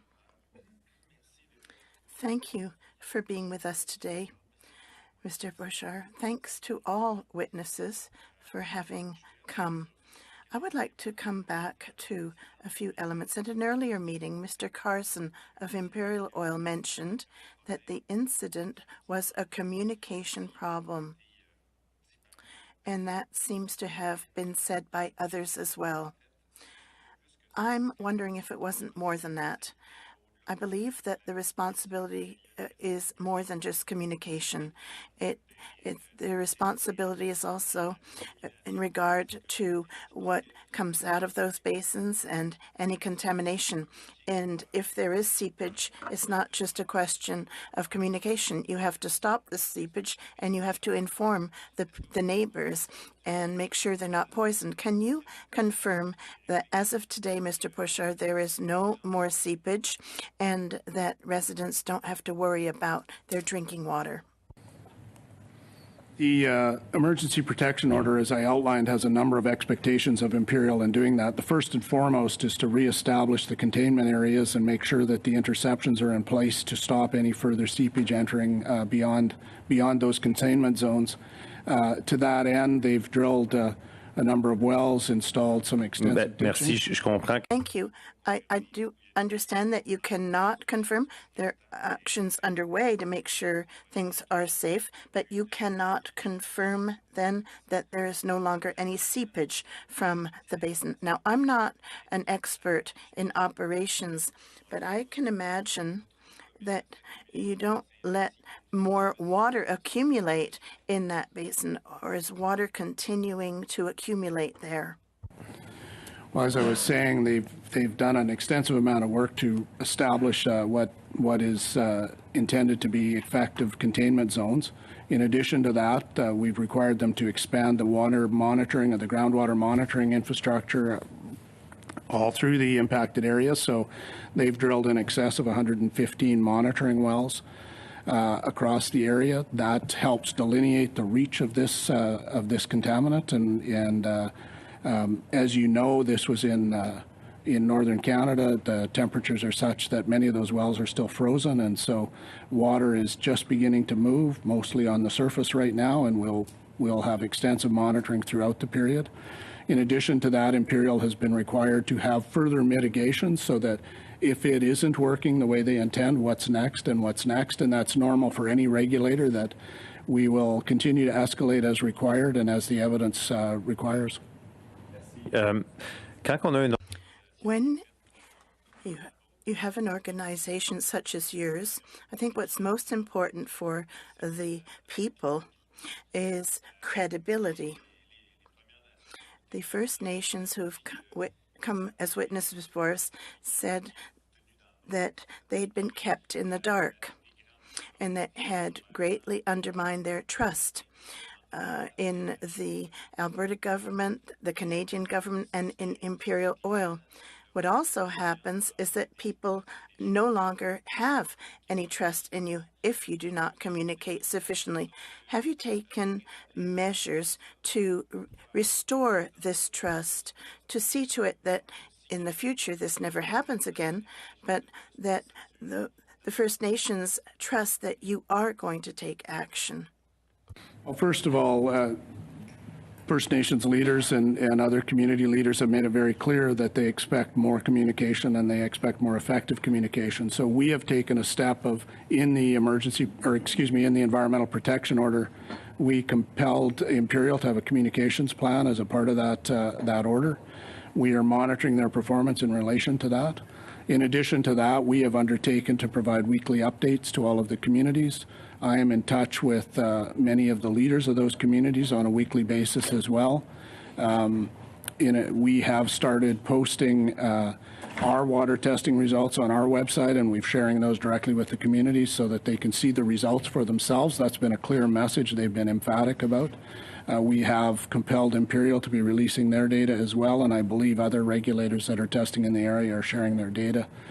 In addition to that, water quality beyond the immediately impacted area into the rivers in the area is a regional collaborative monitoring program that involves the Government of Alberta, the Government of Canada, and a number of those communities in the region. And that data is shared with all of those communities directly. And I would also note they're just stepping up to make that more readily available on a website there as well. And finally, I would just say that Alberta Environment and Protected Areas has also invested significant money to expand that river monitoring over the course of the next several months. Merci. Thank you. I have information that for 20 years, there's some 140 million liters of different substance that would have spilled in the Northwest Territories. Is it your impression that these containment ponds aren't some kind of potential, bomb? There's always a risk of contaminating people living in the area? Tailings management, of the tailings ponds across all of the mines in the oil sands area start with the approval in the joint panels. All of these mines were approved by joint panels. And there is an extensive amount of attention paid to what the tailings management plans are in that program. There was very open and broad-based communications and hearings around those approvals that they came through. In addition to that, each company is required to file an annual report on their tailings management and what's happening with their tailings program. Thank you. That includes in that a community notification of those results, and I would just say there's a 5-year renewal of those plans. Okay, we'll go to Ms. McPherson now, please. Thank you, Mr. Chair. Mr. Pusher, during COVID, the water monitoring for these communities was halted, and Indigenous communities found out from the media. At that time, you said that the AER would do better, that they would do a better job. So from my perspective, what we're seeing is the AER failing Indigenous communities, failing to communicate when disasters are affecting their communities, saying sorry, and then doing it again. And I don't see any other way we can interpret this. Continually coming forward and saying we're going to do better without actually doing better is not particularly helpful. Mr. Butcher, I'm going to ask you a series of questions. I'd ask that you be very concise with the answers, please. First question, has the AER conducted deep groundwater monitoring around the Curl site since the excessive seepage was first reported in May 2022? We have compelled Imperial to do that deep groundwater monitoring. We have been doing verification monitoring of our own to confirm that the results we're seeing from Imperial are consistent with our verification. And have you found evidence of toxins associated with process-affected water in that deep groundwater monitoring? Yes. There have been positive tests across the impacted area for some time. We, based on the testing results that we've seen, the area of the reach of those contaminants is defined and contained, and that's the program we compelled Imperial to put in place with 115 plus monitoring wells. Did your testing indicate elevated levels or exceedances for any of the following? Polycyclic, aromatic, hydrocarbons, total sulfide, total selenium, fluoride, nitrite, total aluminum, total iron or dissolved iron, or total zinc?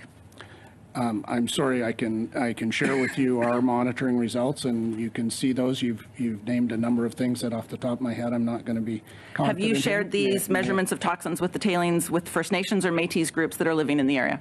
Our results, our verification results have been shared, and I understand Imperial has shared their results as well.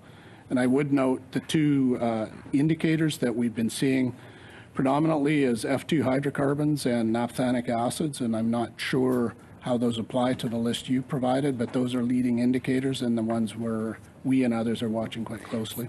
So just to confirm, you have shared all of the information from the deep groundwater monitoring with Indigenous. All of that data has been shared with Indigenous and Métis communities. All of the data we've gathered has been shared, and I understand that we were instructing Imperial to share theirs, and the last report I had suggested they had. Last week, Mr. Younger from Imperial Oil stated that Imperial installed, and I quote, very shallow trenching with well points and pumps, end quote, and that this intercepts the ongoing this is to intercept the ongoing seepage. He then went on to say in response to my question of whether or not the Curl tailings ponds is continuing to seep into Treaty 8 wetlands, quote, we've intercepted all seepage.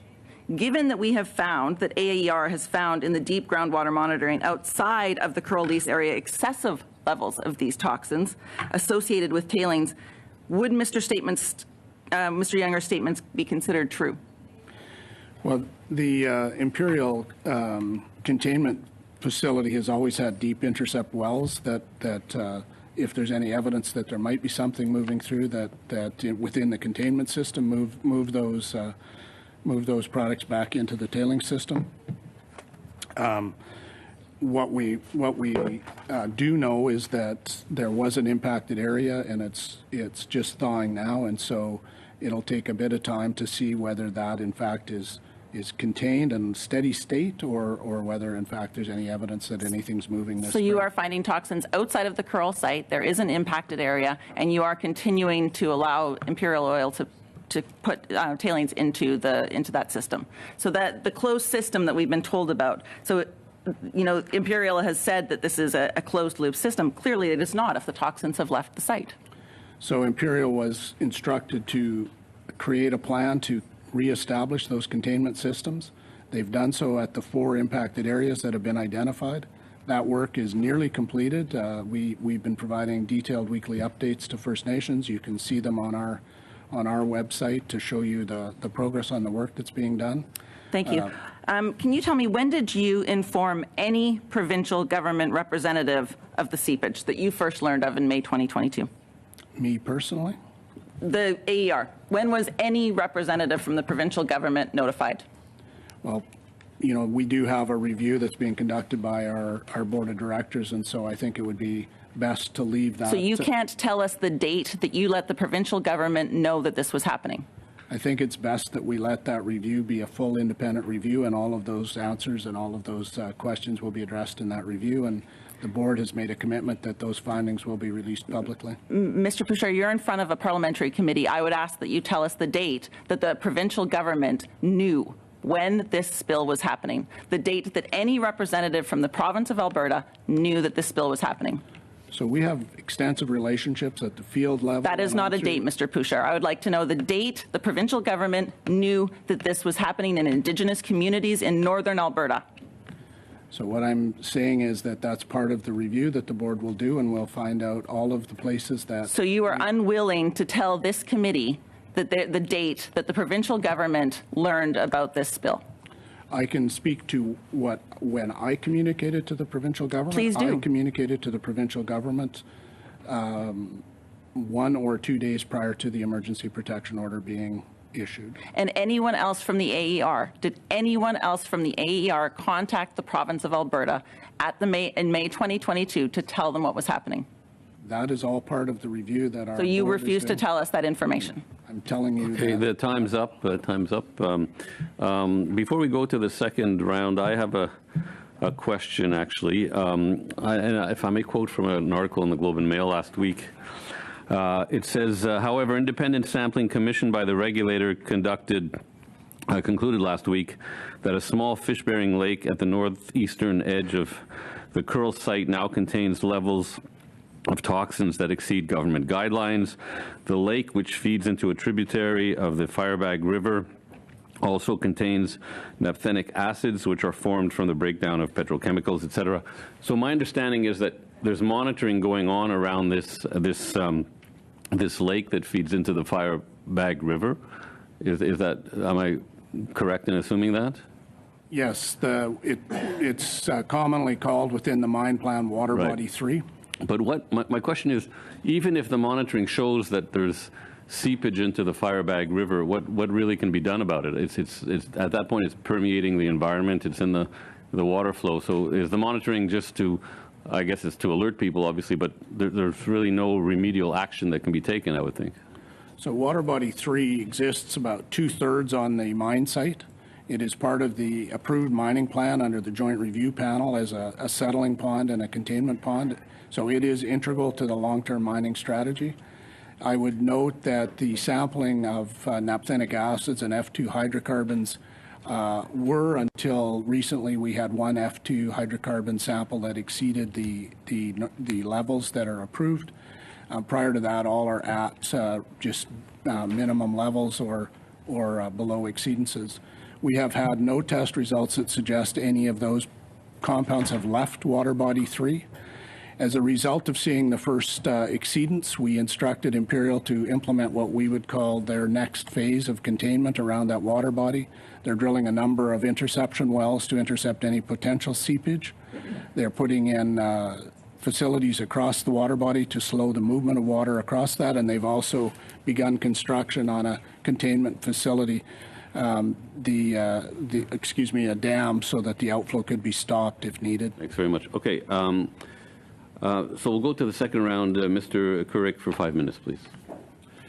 Thank you very much, Mr. Chair, and thanks to our witnesses again for being here. And let me, as I often do, just share if there's further information that you feel would be valuable to the committee's work, please feel free to follow up with that. And I would note as well, this committee has passed a motion and will be undertaking at some point in the future a study on fresh water in Canada. And certainly the testimony that we have received during the course of this study will be part of that. But I would encourage you to if you have further information, feel free to send that to this committee. Mayor Bowman, thank you for joining us here today. You know, I think that many members around this committee and many Canadians don't understand the impact that the economic activity that happens in the regional municipality of Wood Buffalo has on our nation. So I appreciate you being here and sharing some of that. But I would ask, if I could, we've heard how important water is. And I've heard both anecdotally and from a number of communities up north. And if Ms. Goodridge was here, I'm sure she'd be very well placed to ask these questions. But as a municipality, you've figured out a lot of solutions to some of the challenges that, especially, you know, we've seen examples where it's very difficult to get clean drinking water to remote communities. It seems like your municipality has figured out some of those things in light of the bigger context of what we're talking about with industry working nearby and all of those other dynamics. I'd ask you, Mayor Bowman, can you speak to a little bit of the success that your municipality seems to have found at actually getting clean drinking water to rural and remote communities that need it? Yeah, I can start to that. We have water treatment plants in all of our communities, in the rural and in the urban areas, and it takes the water from, in this instance, in Fort Chipewyan, from Lake Athabasca, is where it takes the water from. That intake there, it's treated. It has 3 reservoir ponds, and it's treated in a water facility to make sure the community has clean drinking water. I myself have experienced ice fishing in Fort Chipewyan at Old Fort, the original location of Fort Chipewyan, and it's common practice actually to drink the water out of the river, out of the lake while you're fishing. You will let it settle and drink the water. That's not uncommon. So the water in that area is incredibly above a lot of standards that you would think in the world, but our water treatment plants are very effective. And probably our CAO can speak to more how integrally our water treatment plants work. We have water treatment plants in all of our rural communities. I invite you, Mr. Thorkelson, if in about 30 seconds you could, because of course time is short. Certainly. As Mayor Bowman pointed out, the community of Fort Chipewyan has a modern water treatment plant. It was expanded and upgraded as recently as 2019. It is at the top of class in terms of provision of drinking water that meets and exceeds the Canadian drinking water standards. We have robust testing in place. We test the drinking water that's produced for the community on a daily, weekly, and bi-weekly basis according to our regulator, which is the Alberta Environment and Protected Areas. And we've also undertaken additional testing since this incident to ensure that the water we're producing and the water that's arriving at our intake is safe to take into our treatment plant. So if I could ask a very direct question, because the safety of water here is obviously key. Has at any point, as a result of this spill, the quality of drinking water in the areas that are under your municipality's management, has that drinking water quality been affected, yes or no? No, it hasn't been. We've undertaken extreme more testing than usual, and the drinking water's been clean since this started. Okay, thank you. And I would just note that it might be good to have you back, because I think that others within the federal government could take some lessons from the work that you guys have done and consultation with Indigenous communities and the partnerships that I understand that exist there. Mayor Bowman, in the few seconds that I have left, you've been mayor for about a year and a half. Yeah, almost 2 years, correctly. Okay, so your experience has been, as you outlined, been quite a bit more positive than much of the testimony we've heard. So do you feel like things are at least moving in the right direction in terms of engagement and whatnot? Because you don't quite have the length of experience. So in that unique perspective, do you feel like things are maybe getting better?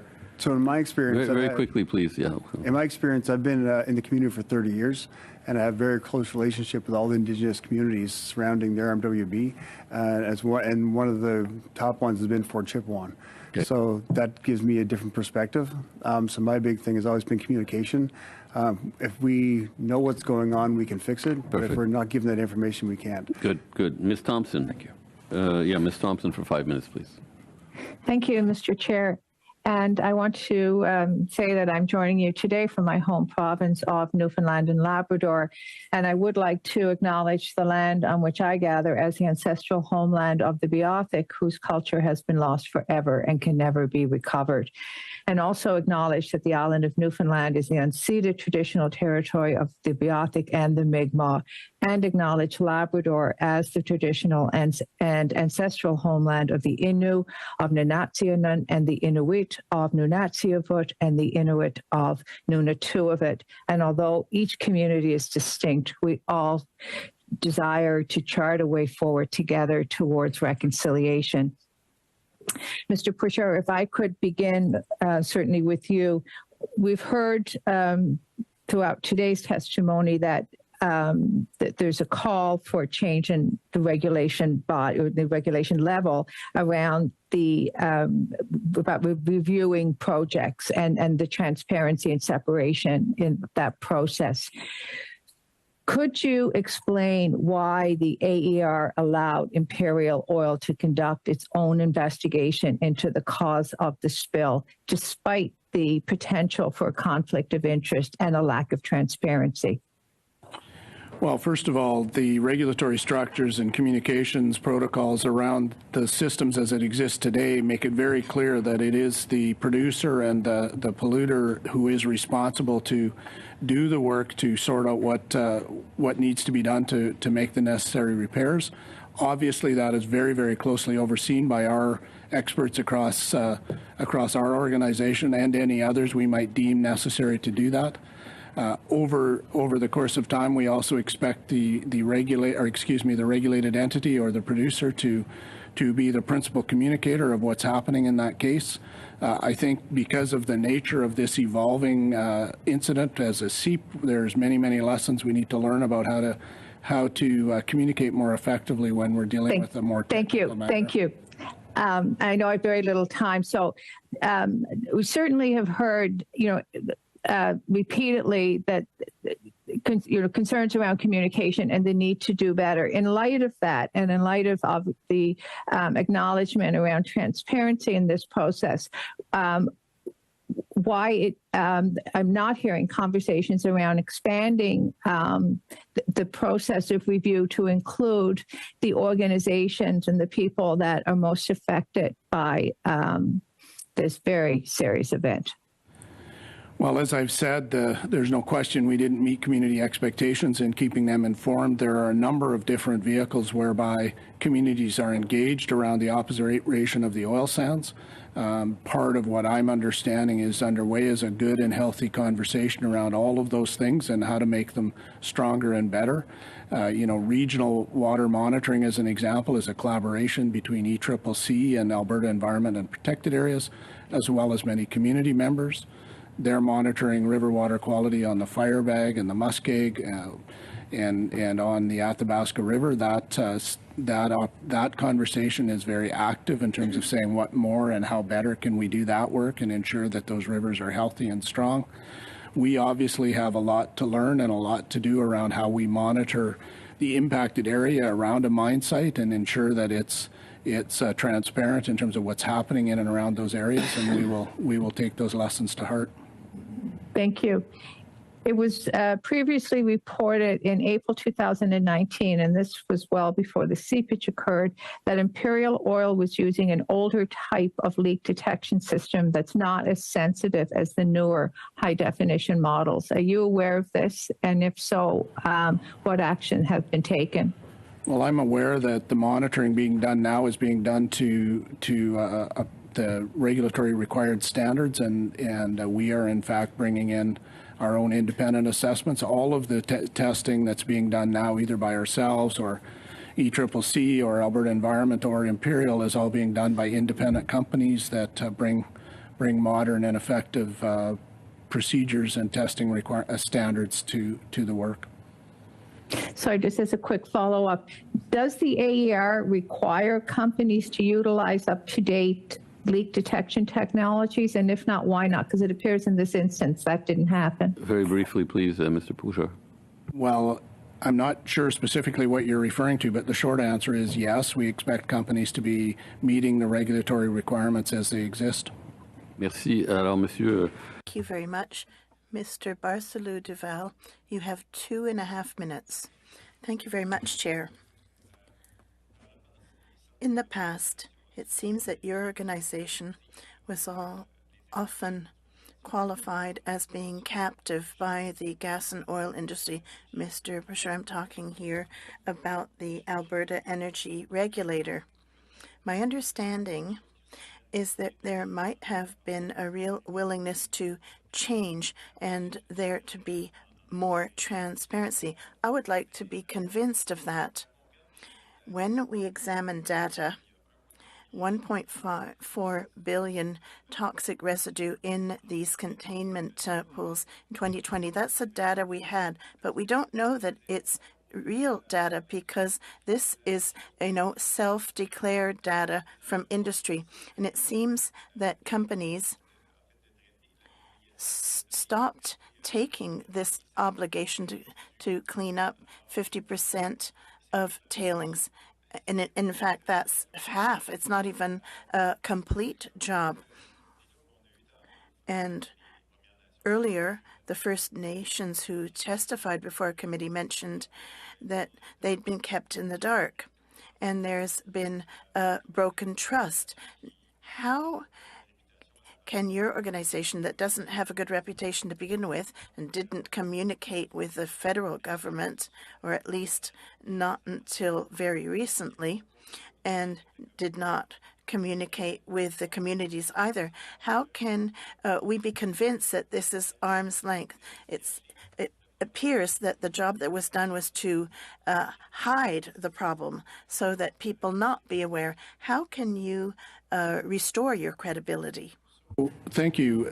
The tailings management plans I outlined a little bit earlier require annual reporting, and that documentation is reviewed. We have technical experts on our team who spend a great deal of time and energy doing their best to verify the accuracy of that information. In addition to that, companies are expected to communicate with communities subject to the instructions of their approval from the start. And then finally, the 5-year renewals that come into place come as part of our entire approval processes, require public notification that those plans are open and under review. That affords an opportunity in Alberta's system for statements of concern to be raised by any interested party. And so every 5 years, as those plans are renewed and updated to take into account new technologies and all of those things, there's a public opportunity there as well. Merci. Thank you. Thank you. Thank you, Mr. Barcelou Duval. We'll now continue with Ms. McPherson. In the last round of questioning, I asked you about whether or not Indigenous communities, Mr. Pusher, have been notified of the deep water monitoring that you've been doing. I've been told that they have not been told that. So in fact, you testifying that they have been told and me getting information that they have not seems very, very counter. In addition to that, I have to say, I asked you to tell me when the Alberta government was aware of this spill, and you refused to do so. Now, we are going to have an election in Alberta that will be called in 1 week. Do you not think it is irresponsible to be leaving this so that Albertans won't even know what role the provincial government played in the destruction of Indigenous communities, Indigenous lands? I have some questions for you. Environment Canada has said that the Curl incidents have had negative impacts on fish habitat and fish. But Premier Daniel Smith said on March 6th that there was no environmental impacts. Given the environmental toxins you found through your deepwater monitoring and Environment Canada's findings, is the Premier correct? Premier is correct. And let me come back to, you indicated that I had not shared, and I want to correct that. We received a positive test for F2 hydrocarbons in a deep water monitoring well 2 weeks ago. That's been shared on our website. I have communicated. With all due respect, I've just received information from Indigenous communities that says they have not been informed of the deep water monitoring that the AAR is conducting. Now, I have another question for you since you have not, I have limited time. What information did you provide the Minister and the Premier that would lead her to decide that there is no impacts, despite the fact that we've heard from Environment Canada that that's different? So the analysis of the sampling in and around the impacted area has, I am advised, delineated the reaches of this contamination.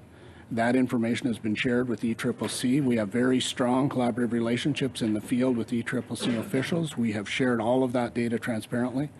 We have compelled Imperial to do some testing of the tributaries and both the Firebag and Muskeg rivers. Those test results have also shown no indication of these hydrocarbons. That's been verified. There is regional water monitoring that has provided results that show no variation in the testing results for the Firebag and Muskeg rivers, nor the Athabasca throughout this period of time. So if there are no environmental impacts, why did you release a environmental protection order? Very briefly, please. Because of the risk that this seep, if it continued without proper interception improvements being made, needed to be attended to. Thank you. So, Mr. McLean. Thank you. Back to you, Mr. Pusher. This communication that was supposed to happen, or maybe not supposed to happen, with the provincial government, the Ministry of Environment got notified in March of 2023 or February 2023, long after the May seepage happened. And there was a potential there was something going into the water which would have gone up to the Northwest Territories watershed. And the government of the Northwest Territories is here saying there is an intergovernmental agreement saying that if there is any potential risk to their water, that the government of Alberta had to notify the government of Northwest Territories. How would the minister find this out if your protocols aren't getting to the minister to inform the other governments? So, as I indicated, the monitoring that was being done in and around the Carroll site had delineated the reach of the contamination. In addition to that, they were testing into the tributaries and both the Firebag and Muskeg rivers, and we're finding no indications of contamination in those tributaries nor those rivers. And so at that time, and this will be part of the review and investigation, and very fundamental to it is the veracity of that. But at that time, there was not evidence of impacts into those water bodies. Thank you. The Minister of Climate Change Canada, Environment and Climate Change Canada, has put forth an idea that we need a joint federal, provincial, Indigenous group to look at how we actually solve this. My opinion at the outset is that the more direct we make this communication, the more direct we make the responsibility for communication, the more on the ground we make the responsibility for the communication, the more accountable that body is going to be. I think we water it down by putting a whole bunch of different bodies in here, but making sure those communities are informed is a must at all points in time. But let me ask our representatives here from Environment and Climate Change Canada, do you think you have the ability, given your current resources, to actually fulfill more consultations with various groups? Because your budget's up 24% in the past 2 years. Money's money, but health is health, and we're going to have to make sure we allocate something to this. But does this lead to a direct solution in your opinion, or is this just more consultation as opposed to direct communication? Thank you, Chair. I think Minister Guilbeault has made it clear that this issue is a priority at this time for our department. And as you mentioned, he has proposed the creation of a working group that can go to the need for improvements to the notification and monitoring systems. And we are very much looking forward to what will come out of that proposed working group. And at this point, I think it's fair to say that all potential options are on the table for ways to improve going forward. Thank you. The question I have of that is, under your department's oversight, the giant mine in the Northwest Territories is the most toxic site in Canada. So it's not something that I see you having much expertise in at this point in time. My opinion, for this committee's sake, is that this is much more easily dealt with and directly dealt with by the people on the ground dealing with the situation, not from afar. More resources and more paper resources aren't going to solve this. A clear line of communication from the responsible government on the ground is exactly what communities are expecting here, so they know immediately and forthrightly exactly what's happening with their water resources. Thank you. I'll pass the rest of my time here. Thank you very much, Mr. Chair. Thank you, Mr. McLean. We'll go now to Mr. Longfield. Thank you, Chair, and thank you for the witnesses being here. I've got a couple of areas that I wanted to explore. One is around governance, and it's pretty clear hearing from Indigenous, Métis, and the Denes that significant groups are being left out of conversations. Maybe, Mr. Bowman, I could start with you that I was part of a citizens overview of Guelph's wastewater system, and that included people with expertise, people with that would be impacted by our groundwater being affected, because Guelph gets our water supply from groundwater. Having Indigenous people or the partners that we've heard from involved in the oversight and governance is something that seems to be a gap. Could you maybe comment on that? And maybe, Mr. Pusher, you could do a follow-up. I can tell you from what I know, my experience in this situation. We first became aware of the situation, I believe, through ATC, the Athabasca Tribal Council, in February, and immediately reached out to AER to find out what was going on. Our municipality at that time closed the raw water that's taken out of Athabasca Lake for our treatment centers. We closed that at that time to look into the situation. And at that time, also very close conversations with Chief Adam, Chief Tuckrow, and President Cardinal. So we were all on the board, and AER was communicating with them. AER actually drove from Edmonton to Fort Chippewa on the Winter Road to meet with the First Nations that very next day. Okay, is that, Mr. Pusher, is that something that can be embedded in the governance of the AER? Well, we're very keen to do everything we can to make the communication systems around issues like this much more effective, and so we will be communicating regularly and diligently to affected parties anywhere in Alberta, depending on the region. Okay, thank you. And this committee just has finished a review of SEPA, or portions of SEPA, and risk-based approach is something that we kept going back to. I had a question from our previous meeting that there are 27 sites that Imperial Oil oversees. We have a problem on one. I would say the risk has just gone up on the other 26. How do we accommodate the risk here in terms of doing testing on the other 27 on the 27 properties, on doing proper auditing? And maybe this goes to Environment Climate Change Canada. Is this something that the Commissioner of the Environment and Sustainable Development needs to be involved with? Or is it something that the working group that is being put together could be looking at? Chair, I think I'll maybe defer the question on who's best positioned to look at that, whether it's the Commissioner of the Environment, but I would say that ECCC does conduct routine inspections to check for seepage from oil sands, tailings, ponds throughout the Athabasca regions, and we respond to any releases that occur in contravention of the Fisheries Act, and we'll be conducting some additional inspections this year.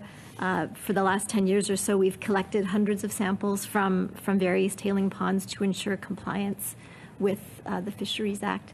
I would also say, in terms of the risk that you've mentioned, we are actually working right now with the Crown Indigenous Working Group to look exactly at options to address the risk from the accumulation of oil sands processed water in tailings ponds, recognizing that this does pose an important threat to nearby communities. Great. Thank you for that. And Mr. Pusher, the regulations are focused on water, but we've heard through Mr. McLeod's questioning and testimony, and we've heard from others, Chief Adam being another one, that cumulative effects are something that we need to be looking at. That are the regulations causing diseases within the animals and the people that feed on the animals? how do regulations address cumulative effects, or is that an opportunity that we need to look at? Well, that's a very broad and wide-ranging conversation that's been active and underway in Alberta for some time. First and foremost, there is a Lower Athabasca Regional Plan, and that plan was developed by and led by the Alberta Ministry of Environment and Protected Areas. It is under review as we speak, and they're engaged in consultations around that. It is the first vehicle that Alberta uses to begin the conversation around cumulative effects, and so, you know, that will be an ongoing conversation. Merci. Merci beaucoup. Thank you. Thank you very much. And now we're going to begin our third round. Mr. Lake will begin. 5 minutes. Thank you, Mr. Chair, and thank you to the witnesses. Mr. Pusher, did you have a chance to listen to or review the testimony from the previous meeting of the committee? I did. Was there anything said that struck you particularly as being incorrect? Well, you know, if you've had an opportunity to visit a community like Fort Chipewyan, and you know, one of the beauties of the Winter Road is you have an opportunity to drive through the Delta, a pretty remarkable part of the world, and it's easy to understand the community members' passion for where they live and that rich and beautiful part of the world. So notwithstanding whether something is 100% accurate based on some scientific test or not, there's no doubt at all that the concerns in the community are real, and we need to do everything in our power to allay those concerns. What about in regards to Imperial's testimony the other day? Anything that would stand out as particularly to you as being incorrect or requiring maybe clarification? Well, you've led me right to the place where I absolutely have to say that. It's all subject to the investigation, and it would definitely be inappropriate for me to speculate on any potential wrongdoing or inappropriate behavior on Imperial's behalf. That's a fundamental part of our investigation, is looking for those things. Has there been anything that would be, that you would have recognized or particularly considered incorrect in regards to anything that anybody said about the AER? You know, we're public servants. People are welcome to offer their opinions on our work. We'll listen very carefully and diligently, and we'll take every opportunity we can find to improve our processes and to do a better job. Can you, one of the things in recent years in many different issues that we could probably reflect on where there's a lot of strong opinions would be, you know, that I've noticed is that experts come before committees and you know, aren't necessarily clear on what they know and don't know. At this point in time, today, what do we know about the situation at Curl? And what could you say that we need to know, that we still need to know? So the Environmental Protection Order outlines a fairly good statement of fact. If you go through it, I referred to some of that in my opening remarks, and so I understand the time sequence of what happened. There is monitoring data that is available, and both on Imperial's website and on ours. Imperial has posted their mitigation strategy, and you can go through those mitigation efforts. The fundamental, most important thing that our team is diligently watching and expecting Imperial to be vigilant with is this working? Are the new containments working? And so monitoring data will be essential as we go through breakup this spring, and we and others need to share that broadly so everyone understands what's happening as water begins to move through that part of the world. As I'm reading this, and I'm not an expert in the science, but you know, as I'm reading this, and you talk in June 3rd, you recognize the potential indicator of industrial wastewater. What is industrial wastewater?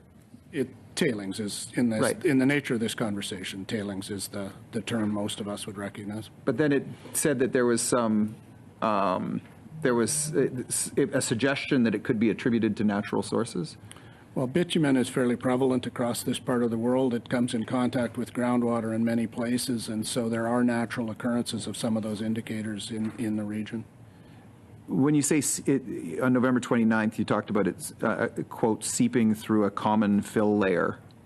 What what does that mean for a layperson listening into this testimony today? What does that mean, common fill layer? As you build an earthen dam, you have a need to make sure that water can move through that structure. If you try to barricade that entire dam, you risk it's becoming saturated and the risk of a more catastrophic failure. So what you do then is allow rainwater, runoff, those types of things to move through that. You have a containment area that involves a number of different strategies to intercept any of that seepage and move it back into the tailings facility. What has occurred in this case is that containment system in 4 different locations failed to contain that, and it moved through a specific layer. If you there is updates on our website if you want to look and see. There is some detail there about what's happening. Merci. On se tourne. Thank you. And now? Thank you, Mr. Chair, and again, thank you to our witnesses for appearing today and for their testimony. I'm going to ask my questions of, or at least the first question, to our friends from the Northwest Territories. The Mackenzie River Master Agreement was mentioned by our 2 witnesses from the Northwest Territories. I know viewed by many in the water area, the water discipline, as a seminal accomplishment in water management in this country. I wonder if they could comment on whether the conditions of that agreement were adhered to in this particular case. My understanding is that if there is any breach, if there is any spill, that the Northwest Territories has to be notified immediately. Did that happen? Should that have happened?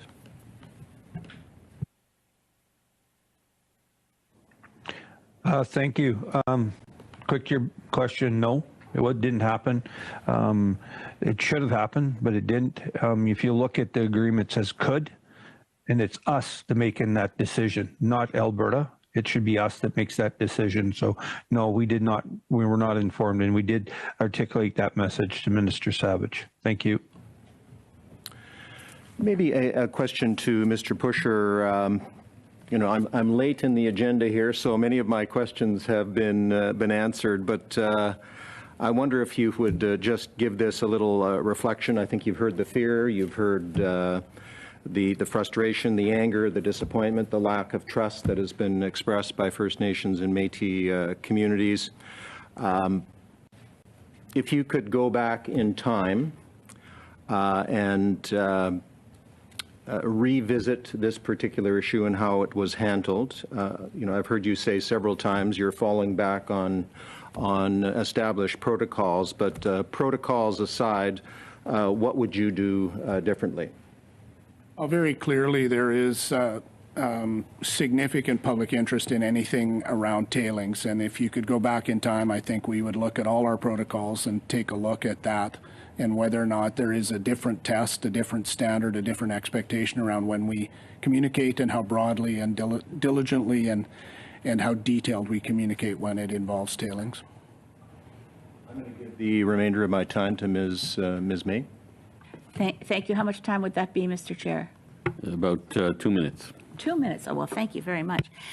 In that case, I want to start my questions to Minister, Environment Minister from the Northwest Territories, and thank you so much for being here with us virtually. I wanted to put to you, Minister, some of the testimony that this committee received March 30th of 2010 from the late world-renowned water scientist, Dr. David Schindler. And he said at that time to this committee, and I recommend the Hansard of that to the committee for its studies, that we found high concentration, this is referring to detailed analysis he did of water in and around the oil sands. We found high concentrations of several contaminants. He goes on to say that in reviewing this, his conclusion is that the industry is, I'll quote from the testimony before Hansard, that the industry is adding substantially to the contaminant burdens of the Athabasca River by both airborne and waterborne pathways.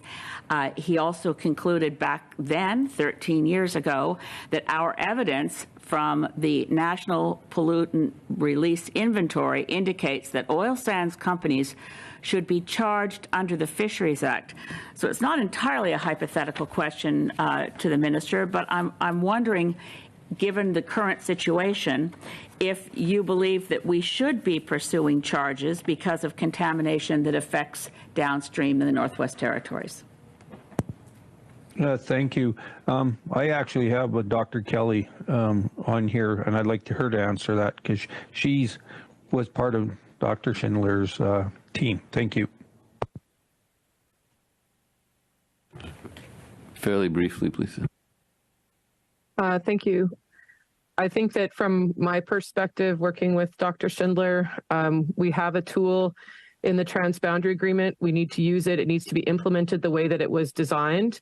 And we need to understand and be communicated with so that we can make decisions about whether risks are going to be impacting the Northwest Territories. And that's what we've been discussing with the Alberta government and with the federal government as well. Thank you. Thank you very much. Mr.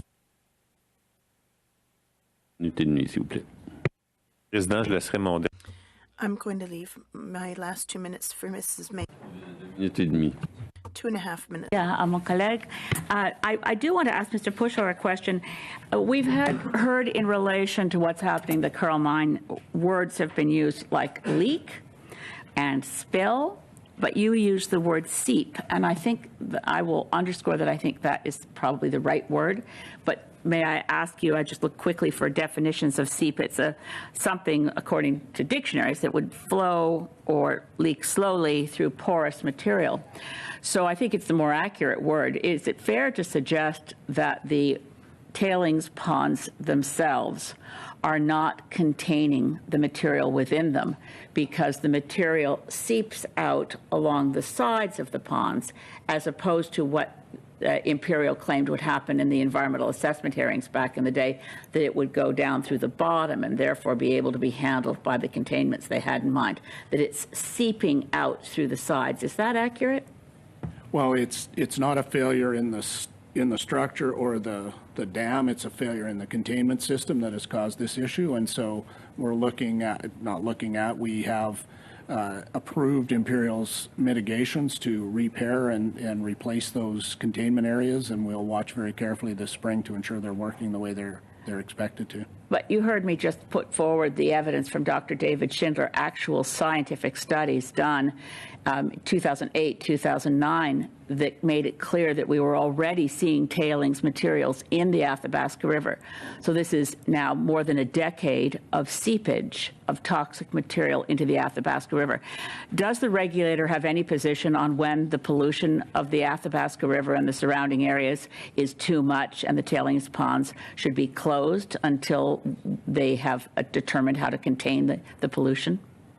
Well, the tailings approvals are all part of the mine approvals as they were put in place, and there's limits on the amount of tailings that can be produced and in place at any time across all of the mines.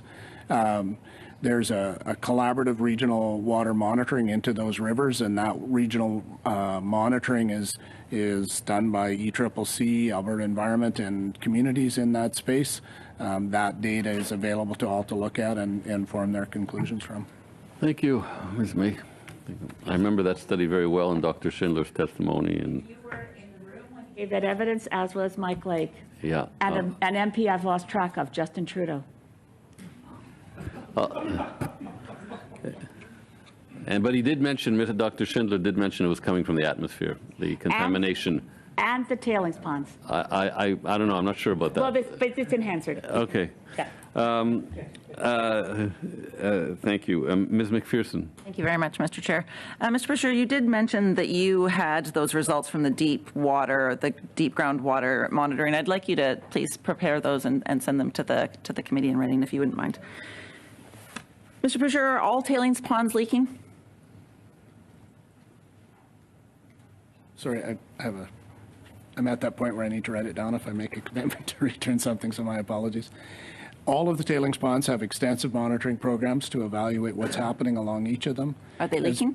As part of this work, once we understood what was happening with the Curl project, we asked all mines to do an assessment of their facilities and determine whether there was any indication that anything like this might be happening elsewhere. We've recently received all of that information, and our team of experts is evaluating it. And that wasn't and doing really a response to the question, but thank you. Can you also tell me, what about the tailings ponds that are located right next to the Athabasca River? As we've heard from Ms. May, clearly they must be seeping into the Athabasca. There are extensive monitoring programs around all of the tailings ponds in the region. There's an annual report on the performance of those tailings ponds that is public and can be accessed and reviewed by anyone. It is a requirement that the operators of all of those tailings facilities communicate those to the impacted communities. In addition to that, there's a 5-year review that requires companies to assess their tailings and present an updated strategy on how they're managing. So what you're telling us is that if they are leaking, that's fine because there's a process to tell people about it, even though that process to tell people about it hasn't been working and nobody's been told about it. The Imperial Curl Joint Review Panel noted the location of this tailings pond, which has been leaking for almost a year, is on top of porous soil likely to allow tailings water to seep into groundwater. It's also noted that the seepage from this pond would impact the Firebag River if not controlled. The panel therefore recommended that a detailed hydrogeological investigation be required as part of the detailed dike design pursuant to Alberta's dam safety regulations. However, AER's approval for this tailings pond does not include the detailed hydrological investigation condition. Why was this recommendation of the Joint Review Panel not followed? So these are all parts of what will be reviewed in the investigation that was done, whether Imperial has met the expectations of the operations as required.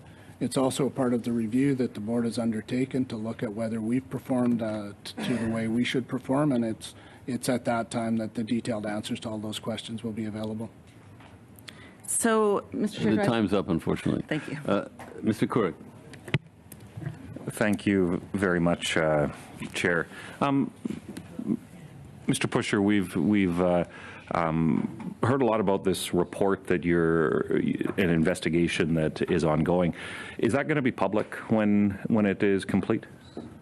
So our investigation of Imperial and Imperial's conduct will be public as soon as we've completed it and/or the prosecution's office has completed any work they may undertake in relation to potential prosecutions. When that's complete, could you table that with this committee? Would that be something that's appropriate to ask? Sure. Okay, thank you very much for that. So I think it's been interesting as we've heard a whole host of testimony here, and a lot of the what I would suggest is a lack of understanding around some of the dynamics associated with the energy industry itself. Certainly, that's something as somebody who represents a large rural constituency in Alberta that has a host of not oil sands development, but gas, oil, and heavy oil. So I appreciate you providing some of the context that's been here. And just to note, Mr. Pusher, my understanding, as I was not was following closely the status of the industry and your appointment. Previously, you worked for the government of Saskatchewan and were involved in a number of roles there, came in to help restore some of the confidence that has been talked about, help build plans to build back some of that trust. And I would just note that as it's gotten pretty political by certainly one party represented around this table, trying to pin the blame on their on a particular provincial government, but certainly that there was an NDP premier that was in charge prior to the current Alberta government. So I would just make that as a general observation here, that we all around this table, I would hope, want to see what's best for our country, what's best to ensure that Indigenous communities are given safe, clean, great opportunities to both prosper and engage in reconciliation and everything associated with that. And I would, therefore, in that context, we heard from Indigenous communities specifically, and this will be a question for both Mayor Bowman and Mr. Pusher in about the 2 minutes that I have left, so I'll give you each about a minute. There has been the distinction made between oil sands development and tailings are an ongoing concern. about the management of tailings, the plan, the remediation, and ultimately the reason why we're all here in terms of trying to get answers related to a leak. So if I could ask you both, just in terms of how to address the larger issue of tailings when it comes to confidence that is needed to be restored in the energy industry, specifically with oil sands development. So I'll start with Mr. Pusher for about 45 seconds and then Mr. Bowman for about 45 seconds as well. Well, first and foremost, this is a very broad conversation that needs to occur by all parties, including both levels of government, Alberta and Canada. Those conversations must include the communities who live and occupy that land. And so we as a regulator participate typically in those conversations, mostly for technical expertise and our experience and views on the current system and opportunities to move forward. So it's an important conversation. It's a conversation we look forward to and look forward to having a voice in. Thank you. And Mayor Bowman. Thank you. Yeah, for my perspective in the municipality, it's comes down to engagement, comes down to communication. We go to all of our rural communities regularly, and in the most recent, it's been Fort Chipewyan for this circumstance. And what we hear is just they're not getting information as quickly as they need it, and the details of that information. So what we've been doing is for ourselves is doing doubled the testing we've been doing from the raw water coming into the reservoir ponds and testing that water to make sure the water that goes to the community is clean, is clean, good water, and communicating that to the community, whether it's through the chiefs, the elders, and just community members for engagements. Thank you. I think that's close to my time. So pretty much, yeah. Okay, thanks. Last but not least, Mr. McLeod.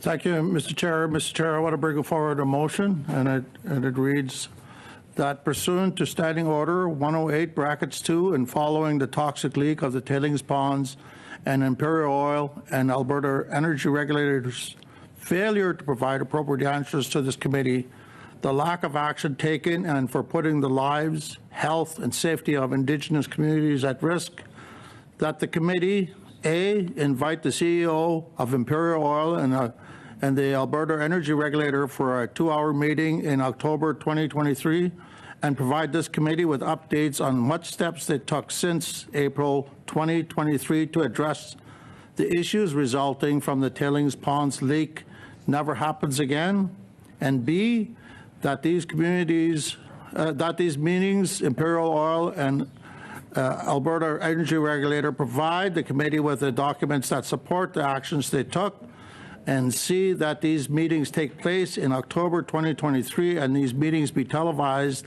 and that the evidence gathered during these meetings be taken into consideration during the study of freshwater. Mr. Chair, this motion's also been translated. Mr. McLeod, my question to you is, are you just giving notice or are you tabling? I'm moving the motion. Moving the motion. Okay, we have Mr. Lake. Yeah, this is unusual to see, because we got notice of the motion which references the testimony of the witnesses, and we got notice of the motion pretty much as the meeting was starting. So how can we, it seems a little bad faith to move a motion referencing that we didn't get answers from the witnesses before the witnesses have even started to testify. That just seems a little bit odd, because we got notice of this motion actually some time ago, largely as this meeting was starting. So I'm just curious with the Liberal members, before we vote on this, I'm curious, did you know what the witnesses were going to say before the meeting even started? You may have, but it does seem like I don't know. It does seem odd to move a motion. I think after referencing that you were unhappy with the testimony before the testimony is even given and before we've even had a chance to ask questions. We'll go. It's not a Q&A here, but we'll go to Mr. Couric. What I would say though is, since we're nearing the end of the meeting, this motion, I mean, we can continue to discuss it on Thursday. We don't have to. We're done at 1:45 because of technical issues, but it doesn't mean we can't pick it up again on Thursday morning. Mr. Couric, Thursday afternoon, sorry. Thanks, Chair. And look, we all came together as a committee to look into what is a very, very serious issue. We, I think, worked quite collaboratively in terms of witness lists, in terms of ensuring that we got the people before this committee that needed to be here. And was it done perfectly? Well, Mr. Chair, I would suggest that it probably wasn't, but there was a pretty solid effort on the part of certainly the members of the Conservative Party to try and make sure we got to the substance of exactly what needed to be accomplished. And I think if we look back over the last 3 meetings, we have heard a lot. And for a motion to come forward with pretty strong accusations that are being made, and I would note, we invited in members from the many Indigenous communities that were represented on last Monday's meeting. I noted in my questions this morning to the folks that were there that we would welcome further documentation and follow-up. And I would note as well that when Imperial Oil came to testify this past Thursday, they brought a stack of paper. You know, I saw it was about an inch of documents.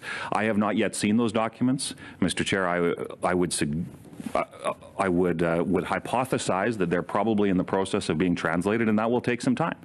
But to suggest that somehow, before we've even seen the information, that we need to be making accusations of this nature, I think is entirely inappropriate, and quite frankly, if I could be as bold as to say, is in bad faith on our part as a committee to suggest and make those accusations. And it's the same thing today. We received this notice earlier in the meeting as we were still working through what questions we would be asking, and I would note that I asked Mr. Pusher that if he would be able and willing, to which he replied he would, table the investigation that was referenced a number of times throughout the course of his testimony that includes very pertinent information to aspects of the details that he wasn't able to get into because the investigation is ongoing.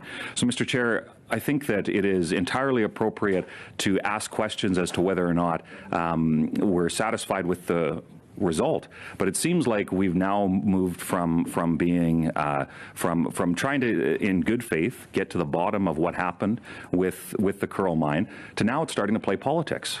We've heard that in testimony here today, and.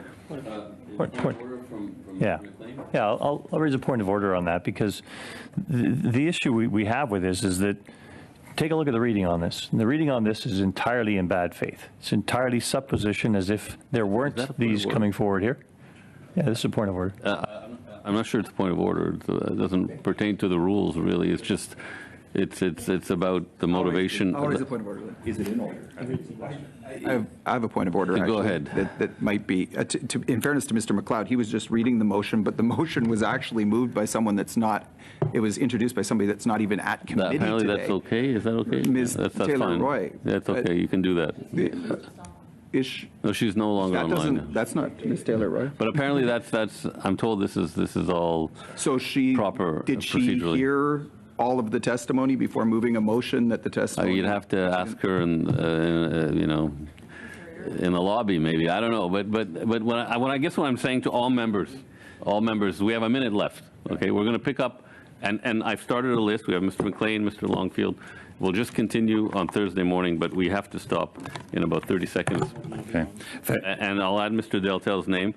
So everyone will get a chance to speak, raise points of order, and the rest of it, but we've got to stop in about 15 seconds because we have question period and we have to release our witnesses who were kind enough to come here and provide us with answers and information. And so I want to take this opportunity to thank everyone for being here, as well as online, and participating in what was a very interesting, I thought it was very interesting discussion that brought out a lot of information and adds to our understanding of the issue. So thank you to all, and we'll see each other on Thursday afternoon.